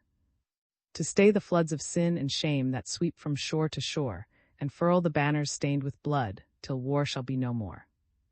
Blame not the age, nor think it full of evil and unrest, but say of every other age, this one shall be the best. The age to brighten every path by sin and sorrow trod, for loving hearts to usher in the commonwealth of God. Dedication poem. Dedication poem on the reception of the annex to the home for aged colored people, from the bequest of Mr. Edward T. Parker. Outcast from her home in Syria in the lonely, dreary wild, heavy-hearted, sorrow-stricken sat a mother and her child. There was not a voice to cheer her, not a soul to share her fate. She was weary, he was fainting, and life seemed so desolate. Far away in sunny Egypt was lone Hagar's native land, where the Nile in kingly bounty scatters bread throughout the land. In the tents of princely she for years had found a home, till the stern decree of Sarah sent her forth the wild to roam. Hour by hour she journeyed onward from the shelter of their tent, till her footsteps slowly faltered and the water all was spent. Then she veiled her face in sorrow, feared her child would die of thirst, till her eyes with tears so holden saw a sparkling fountain burst. Oh, how happy was that mother, what a soothing of her pain, when she saw her child reviving, life rejoicing through each vein. Does not life repeat this story, tell it over day by day? Of the fountains of refreshment ever springing by our way. Here is one by which we gather, on this bright and happy day, just to bask beside a fountain making gladder life's highway. Bringing unto hearts now aged who have borne life's burdens long, such a gift of love and mercy as deserves our sweetest song. Such a gift that even heaven may rejoice with us below, if the pure and holy angels join us in our joy and woe. May the memory of the giver in this home where age may rest, float like fragrance through the ages, ever blessing, ever blessed. When the gates of pearl are opened, may we there this friend behold, drink with him from living fountains, walk with him the streets of gold. When life's shattered chords of music shall again be sweetly sung, then our hearts with life immortal shall be young, forever young. A double standard. Do you blame me that I loved him? If when standing all alone I cried for bread, a careless world pressed to my lips a stone. Do you blame me that I loved him, that my heart beat glad and free, when he told me in the sweetest tones he loved but only me? Can you blame me that I did not see beneath his burning kiss the serpent's wiles, nor even hear the deadly adder hiss? Can you blame me that my heart grew cold, that the tempter turned, when he was and caressed and I was coldly spurned? Would you blame him, when you draw from me your dainty robes aside, if he with gilded baits should claim your fairest as his bride? Would you blame the world if it should press on him a civic crown, and see me struggling in the depth, then harshly press me down? Crime has no sex, and yet today I wear the brand of shame, whilst he amid the gay and proud still bears an honored name. Can you blame me if I've learned to think your hate of vice a sham, when you so coldly crushed me down and then excused the man? Would you blame me if tomorrow the coroner should say, a wretched girl, outcast, forlorn, has thrown her life away? Yes, blame me for my downward course, but oh, remember well, within your homes you press the hand that led me down to hell.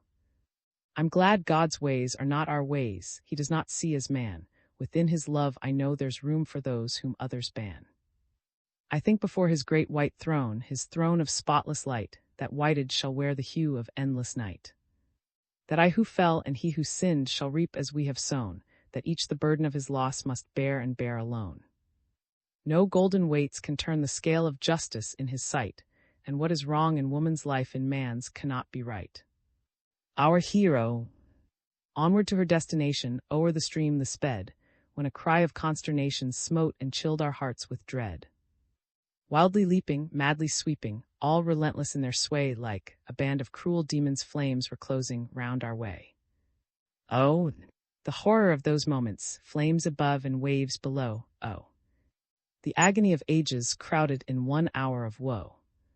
Fainter grew our hearts with anguish in that hour with peril rife, when we saw the pilot flying, terror-stricken, for his life. Then a man uprose before us, we had once despised his race, but but we saw a lofty purpose lighting up his darkened face. While the flames were madly roaring, with a courage grand and high, forth he rushed unto our rescue, strong to suffer, brave to die. Helplessly the boat was drifting, death was staring in each face. When he grasped the fallen rudder, took the pilot's vacant place.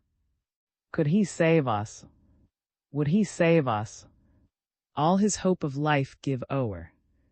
Could he hold that fated vessel till she reached the nearer shore?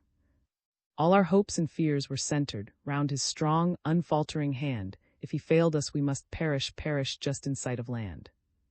Breathlessly we watched and waited while the flames were raging fast. When our anguish changed to rapture, we were saved, yes, saved at last. Never strains of sweetest music brought to us more welcome sound than the grating of that steamer when her keel had touched the ground. But our faithful martyr hero through a fiery pathway trod, till he laid his valiant spirit on the bosom of his God. Fame has never crowned a hero on the crimson fields of strife, grander, nobler than that pilot yielding up for us his life. The dying bondman's life was trembling, faintly trembling on the bondman's latest breath, and he felt the chilling pressure of the cold, hard hand of death. He had been a chieftain, worn his manhood as a crown, but upon the field of battle had been fiercely stricken down. He had longed to gain his freedom, waited, watched, and hoped in vain, till his life was slowly ebbing, almost broken was his chain. By his bedside stood the master, gazing on the dying one, knowing by the dull shadows that life's sands were almost run. "Master," said the dying bondman, "home and friends I soon shall see, but before I reach my country, master, write that I am free. For the spirits of my fathers would shrink back from me in pride, if I told them at our greeting I a slave had lived and died. Give to me the precious token, that my kindred dead may see, master. Write it quickly. Master, write that I am free." At his earnest plea the master wrote for him the glad release. O'er his wan and wasted features flitted one sweet smile of peace. Eagerly he grasped the writing, "I am free." At last he said, backward fell upon the pillow, he was free among the dead. A little child shall lead them. Only a little scrap of blue preserved with loving care, but earth has not a brilliant hue to me more bright and fair. Strong drink, like a raging demon, laid on my heart his hand, when my darling joined with others the loyal Legion II band. But mystic angels called away my loved and precious child, and o'er life's dark and stormy way swept waves of anguish wild. This badge of the loyal Legion we placed upon her breast, as she lay in her little coffin taking her last sweet rest. To wear that badge as a token she earnestly did crave, so we laid it on her bosom to wear it in the grave, where sorrow would never reach her, nor harsh words smite her ear, nor her eyes in death-dimmed slumber would ever shed a tear. "What means this badge?" said her father, whom we had tried to save, who said when we told her story, "Don't put it in the grave." We took the badge from her bosom and laid it on a chair, and men by drink deluded knelt by that badge in prayer, and vowed in that hour of sorrow from drink they would abstain, and this little badge became the wedge which broke their galling chain, and lifted the gloomy shadows that overspread my life, and flooding my home with gladness made me a happy wife. And this is why this scrap of blue is precious in my sight, it changed my sad and gloomy home from darkness into light. The sparrows fall. Too frail to soar a feeble thing, it fell to earth with fluttering wing, but God, who watches over all, beheld that little sparrow's fall. 'Twas not a bird with plumage gay, filling the air with its morning lay, 'twas not an eagle bold and strong, borne on the tempest's wing along. Only a brown and thing, with drooping head and listless wing, it could not drift beyond his sight, who marshals the splendid stars of night. Its dying chirp fell on his ears, who tunes the music of the spheres, who hears the hungry lion's call and spreads a table for us all. Its mission of song at last is done, no more will it greet the rising sun, that tiny bird has found a rest more calm than its mother's downy breast. O restless heart, learn thou to trust in God, so tender, strong, and just, in whose love and mercy everywhere his humblest children have a share. If in love he numbers why hair, whether the strands be dark or fair, shall we not learn to calmly rest, like children on our Father's breast? God bless our native land. God bless our native land, land of the newly free, oh, may she ever stand for truth and liberty. God bless our native land, where sleep our kindred dead, let peace at thy command above their graves be shed. God help our native land, bring surcease to her strife, and shower from thy hand a more abundant life. God bless our native land, her homes and children bless, O may she ever stand for truth and righteousness. Dandelions. Welcome, children of the spring, in your garbs of green and gold, lifting up your sun-crowned heads on the verdant plain and wold. As a bright and joyous troop from the breast of earth ye came, fair and lovely are your cheeks, with sun-kisses all aflame. In the dusty streets and lanes, where the lowly children play, there as gentle friends ye smile, making brighter life's highway. Dewdrops in the morning sun weave your garments fair and bright, and we welcome you today as the children of the light. Children of the earth and sun, we are slow to understand all the richness of the gifts flowing from our Father's hand. Were our vision clearer far, in this sin-dimmed world of ours, would we not more thankful be for the love that sends us flowers? Welcome, early visitants, with your sun-crowned golden hair, with your message to our hearts of our Father's loving care. The building. Build me a house, said the master, but not on the shifting sand, mid the wreck and roar of tempests, a house that will firmly stand. I will bring thee windows of agates and gates of carbuncles bright, and thy fairest courts and portals shall be filled with love and light. Thou shalt build with fadeless rubies, all fashioned around the throne, a house that shall last forever with Christ as the cornerstone. It shall be a royal mansion, a fair and beautiful thing. It will be the presence chamber of thy Lord and King. Thy house shall be bound with pinions to mansions of rest above, but grace shall forge all the fetters with the links and cords of love. Thou shalt be free in this mansion from sorrow and pain of heart, for the peace of God shall enter and never again depart. Home, sweet home. Sharers of a common country, they had met in deadly strife, men who should have been as brothers madly sought each other's life. In the silence of the even, when the cannon's lips were dumb, thoughts of home and all its loved ones to the soldier's heart would come. On the margin of a river, mid the evening's dews and damps, could be heard the sounds of music rising from two hostile camps. One was singing of its section down in Dixie, Dixie's land, and the other of the banner waved so long from strand to strand. In the land where Dixie's ensign floated o'er the hopeful slave, rose the song that freedom's banner, starry-lighted, long might wave. From the fields of strife and carnage, gentle thoughts began to roam, and a tender strain of music rose with words of home, sweet home. Then the hearts of strong men melted, for amid our grief and sin still remains that touch of nature, telling us we all are kin. In one grand but gentle chorus, floating to the starry dome, came the words that brought them nearer, words that told of home, sweet home. For a while all strife forgotten, they were only brothers then, joining in the sweet old chorus not as soldiers but as men. Men whose hearts would flow together, though apart their feet might roam, found a tie they could not sever in the why of each home. Never may the steps of carnage shake our land from shore to shore, but may Mother, home, and heaven be our watchwords evermore. The pure in heart shall see God. They shall see him in the crimson flush of morning's early light, in the drapery of sunset, around the couch of night. When the clouds drop down their fatness in late and early rain, they shall see his glorious footprints on valley, hill, and plain. They shall see him when the cyclone breathes terror through the land. They shall see him mid the murmurs of zephyrs soft and bland. They shall see him when the lips of health breathe vigor through each nerve, when pestilence clasps hands with death, his purposes to serve. They shall see him when the trembling earth is rocking to and fro. They shall see him in the order the seasons come and go. They shall see him when the storms of war sweep wildly through the land. When peace descends like gentle dew, they still shall see his hand. They shall see him in the city of gems and pearls of light. They shall see him in his beauty, and walk with him in white. To living founts their feet shall tend, and Christ shall be their guide. Beloved of God, their rest shall be in safety by his side. He had not where to lay his head. They had their hiding place. The wily fox with stealthy tread a covert found, but Christ, the Lord, had not a place to lay his head. The eagle had an home, the blithesome bird its quiet rest, but not the humblest spot on earth was by the Son of God possessed. Princes and kings had palaces, with grandeur could adorn each tomb. For him who came with love and life, they had no home, they gave no room. The hands whose touch sent thrills of joy through nerves unstrung and frame, the feet that traveled for our need, were nailed unto the cross of shame. How dare I murmur at my lot, or talk of sorrow, pain, and loss, when Christ was in a manger laid, and died in anguish on the cross?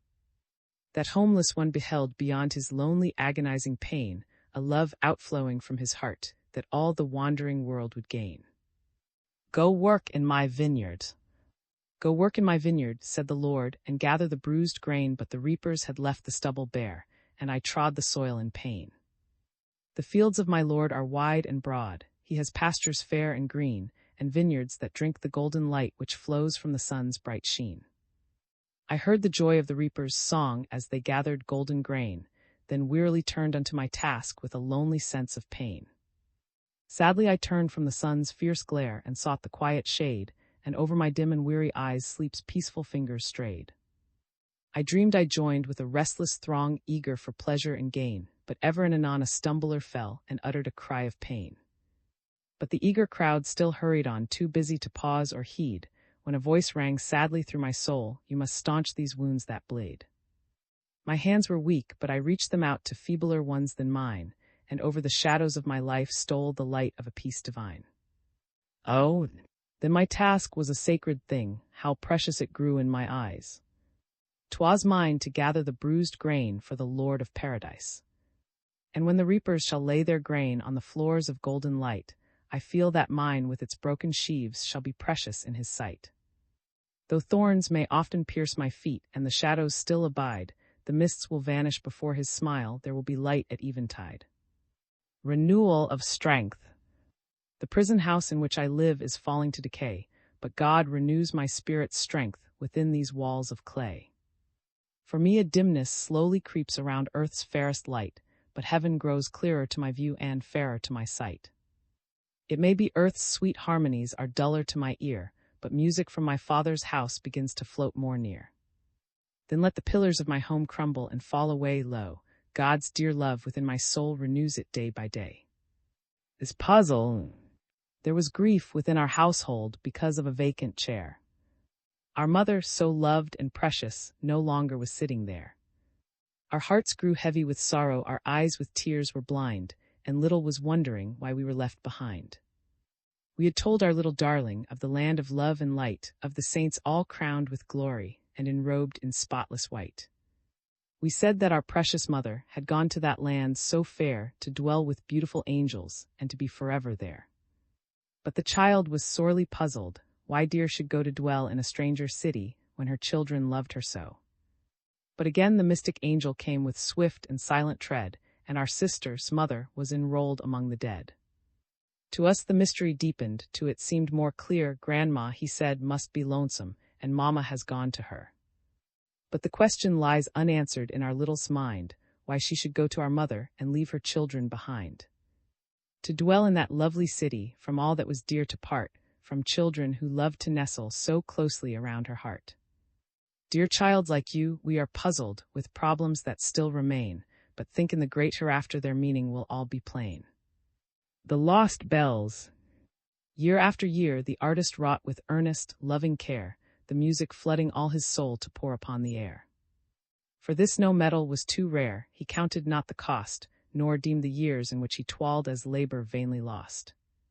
When morning flushed with crimson light the golden gates of day, he longed to fill the air with chimes sweet as a matin's lay.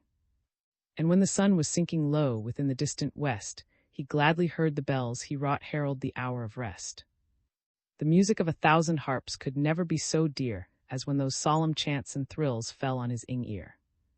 He poured his soul into their chimes and felt his toil repaid. He called them children of his soul, his home ere them made.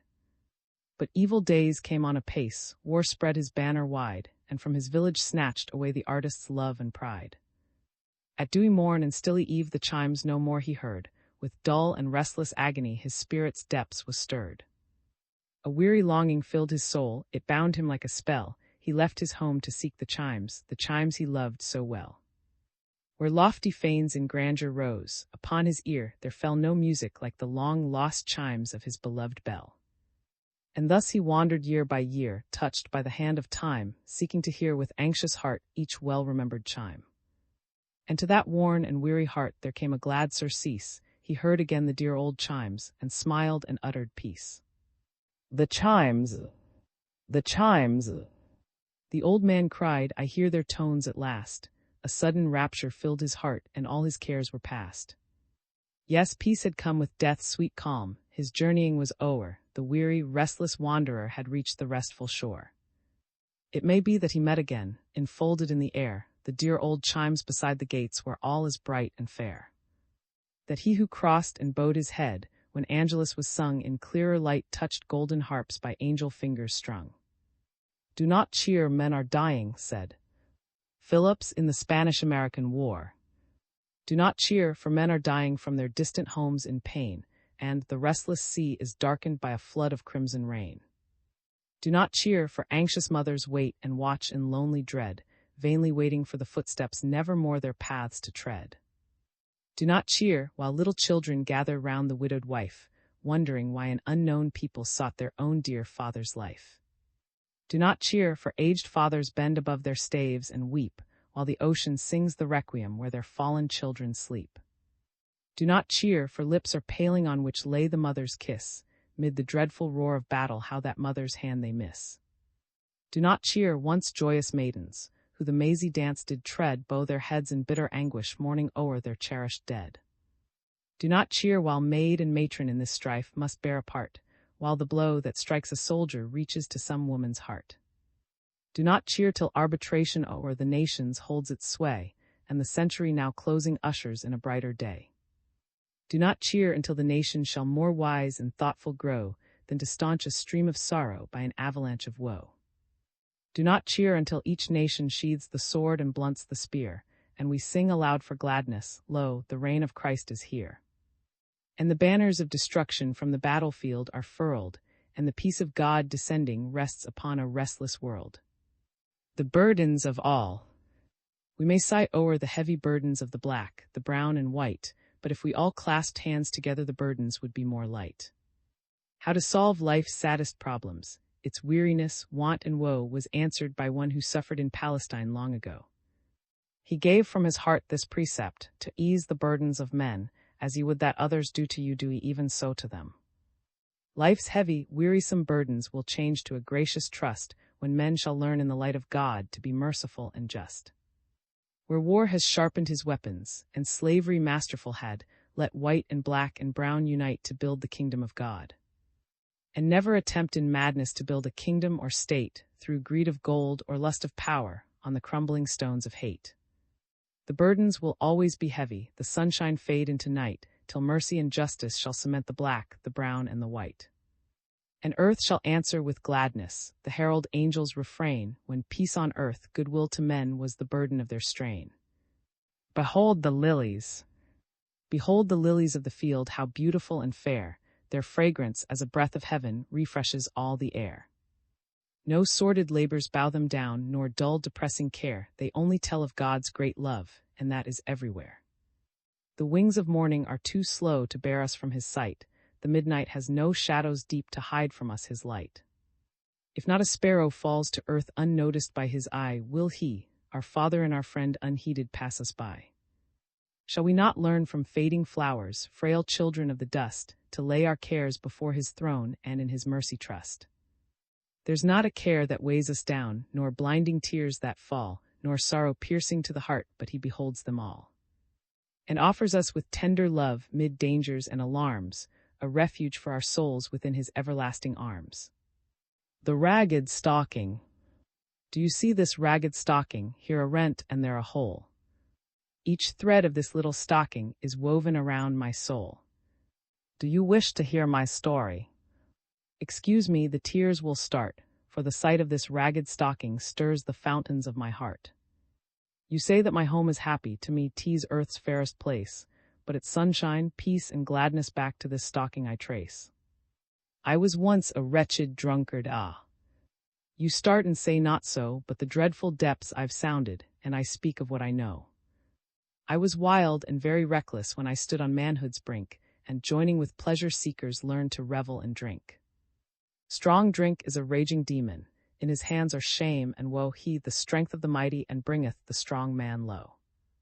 The The light of my home was darkened by the shadow of my sin and want and woe the door, and suffering entered in. The streets were full one Christmas Eve, and alive with girls and boys, merrily looking through window panes at bright and beautiful toys.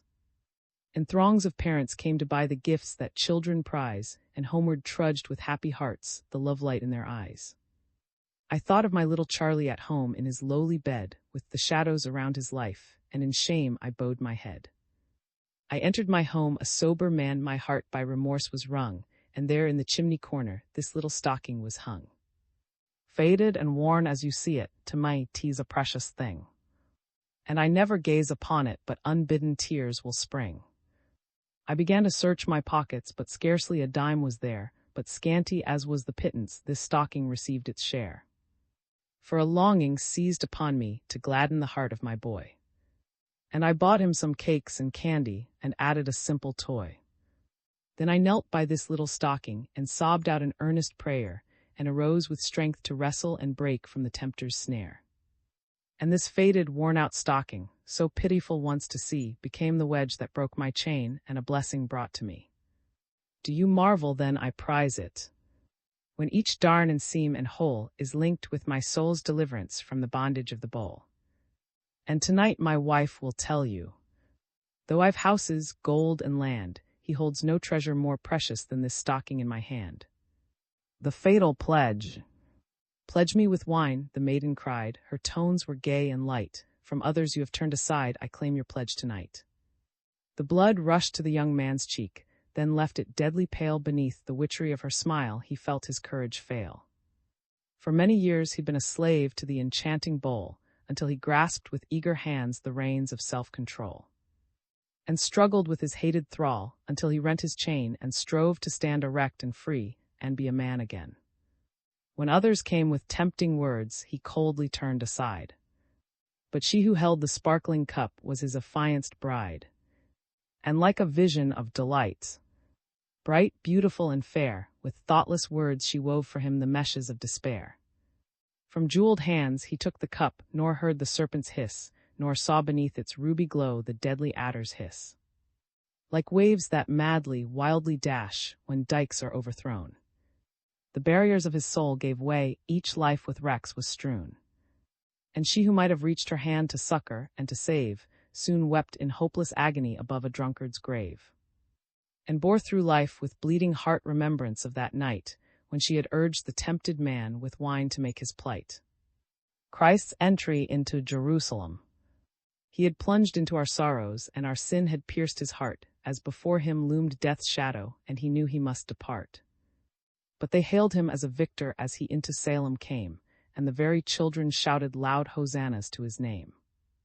That he knew behind that triumph, rising gladly to the skies, soon would come the cries of malice, crucify him. Crucify! Onward rode the blessed, conscious of the coming strife, soon to break in storms of hatred round his dear, devoted life. Ghastly in its fearful anguish rose the cross before his eyes, but he saw the joy beyond it, and did all the shame despise. Joy to see the cry of scorning through the ages ever bright, and the cross of shame transfigured to a throne of love and light. Joy to know his soul's deep travail should not he a thing in vain, and that joy and peace should blossom from his agonizing pain. The resurrection of Jesus. It was done, the deed of horror. Christ had died upon the cross, and within an upper chamber the disciples mourned their loss. Peter's eyes were full of anguish, thinking sadly of the trial when his boasted self-reliance ended in his Lord's denial. Disappointment, deep and heavy, shrouded every heart with gloom, as the hopes so fondly cherished died around the garden tomb. And they thought with shame and sorrow how they fled in that dark hour, when they saw their Lord and Master in the clutch of Roman power. We had hoped, they sadly uttered, he would over Israel reign, but today he lies. And our cherished hopes are vain. In the humble home of Mary slowly waned the hours, away till she rose to seek the garden and the place where Jesus lay. Not the cross with all its anguish could her loving heart restrain, but the tomb she sought was empty, and her heart with pain. To embalm my Lord and Master to this garden I have strayed. But behold, I miss his body, and I know not where he's laid. Then a wave of strange emotion swept her soul, as angels said, "Wherefore do ye seek the living mid the chambers of the dead?" Unperceived, her Lord stood by her, silent witness of her grief, bearing on his lips the tidings sure to bring a glad relief. But her tear-dimmed eyes were holden when she heard the Master speak. Thought she, only 'tis the gardener asking whom her soul did seek. Then a sudden flush of gladness o'er her grief-worn features spread. When she knew the voice of Jesus, all her bitter anguish fled. Forth she reached hands in rapture. "Touch me not," the said, "take the message to my brethren, I have risen from the dead. Take them words of joy and comfort, which will all their mourning end to their Father and my Father, tell them that I will ascend. Brethren, I have seen the Master, he is risen from the dead." But like words of idle meaning, seemed the glorious words she said. Soon they saw the revelation which would bid their mourning cease. Christ, the risen, stood before them breathing words of love and peace. Timid men were changed to heroes, weakness turned to wondrous might. And the cross became their standard, luminous with love and light. From that lonely upper chamber, holding up the rugged cross, with a glad and bold surrender they encountered shame and loss. In these days of doubt and error, in the conflict for the right, may our hearts be ever strengthened by the resurrection's might. They took away his seamless robe, with thorns they crowned his head, as harshly, fiercely cried his foes, in his stead. The friends he loved unto the end, who shared his daily bread, before the storms of wrath and hate forsook their Lord and fled. To rescue men from death and sin he knew the awful cost. As wearily he bent beneath the burden of the cross. One had decreed his fate, and Jews their aid then came, on him the cross was laid. Not his to smite with cruel scorn, nor mock the dying one, that helpful man came from the land kissed by the ardent sun, the land within whose sheltering arms the infant Jesus lay, when Herod vainly bared his sword and sought the child to slay. Amid the calendar of saints we's name may trace, on history's page, every age he bears an honored place. He little knew that cross would change unto a throne of light, the crown of thorns upon Christ's brow would be forever bright. Beneath the shadow of that cross brave men, outstretched hands, have told the wondrous tale of love in distant heathen lands. And yet within our favored land, where Christian churches rise, the dark-browed sons of Africa are hated and despised. Can they who speak of Christ as King, and glory in his name, forget that still bear a cross of shame? Can they forget the cruel scorn men shower on a race, who treat the hues their Father gives as emblems of disgrace? Will they erect to God their fanes, and Christ with honor crown, and then with cruel weights of pain the African press down? O Christians, when we faint and bleed in this our native land, reach out to us when peeled, a kindly helping hand. And bear aloft that sacred cross, bright from the distant years, and say, for Christ's and sake we'll wipe away your tears. For years of sorrow, toil and pain will bring you love and light, and in the name of Christ our Lord will make your pathway bright. That seamless robe shall yet enfold the children of the sun, till rich and poor and bond and free in Christ shall all be one. And for his sake from pride and scorn our spirits shall be free, till through our souls shall sound the words, he did it unto me. Deliverance! Rise up!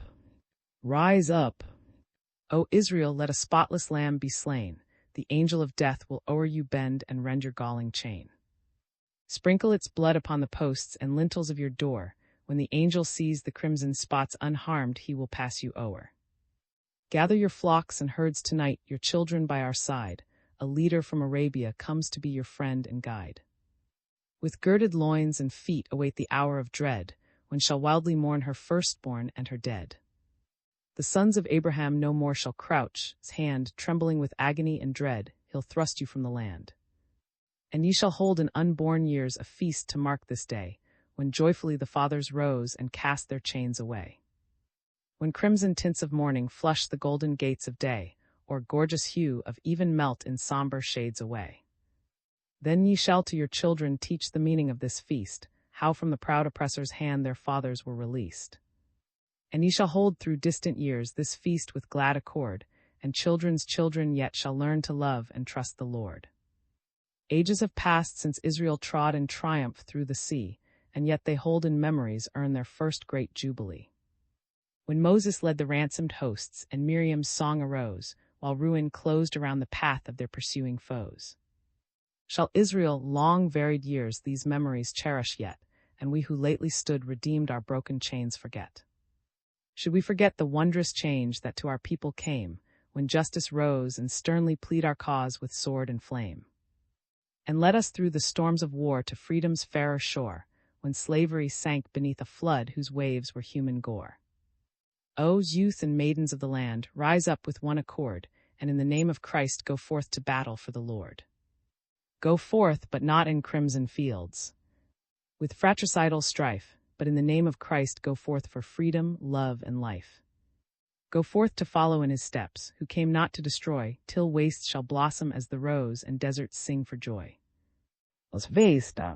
He is coming, she said, to feast, the prophet of Galilee, though multitudes around him throng and longing his face to see. He enters the home as guest, but he gives no welcome kiss, he brings no water to bathe his feet, why is so remiss? The prophet's face is bright with love, and mercy beams from his eye, he pities the poor, the lame and blind, an outcast I will draw nigh.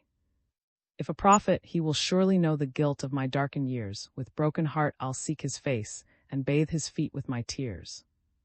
No holy rabbi lays his hand in blessing on my head, no loving voice floats o'er the path, the downward path I tread. Unto the Master's side she pressed, a penitent, frail and fair, rained on his feet a flood of tears, and then wiped them with her hair. Over the face of swept an air of puzzled surprise, can my guest a holy prophet be, and not this woman despise? Christ saw the thoughts that's heart had written upon his face, kindly turned to the sinful one in her sorrow and disgrace. Where only saw the stains, where sin and shame were rife, Christ looked beneath and saw the germs of a fair life. Like one who breaks a galling chain and sets a prisoner free, he rent her fetters with the words, "Thy sins are forgiven thee."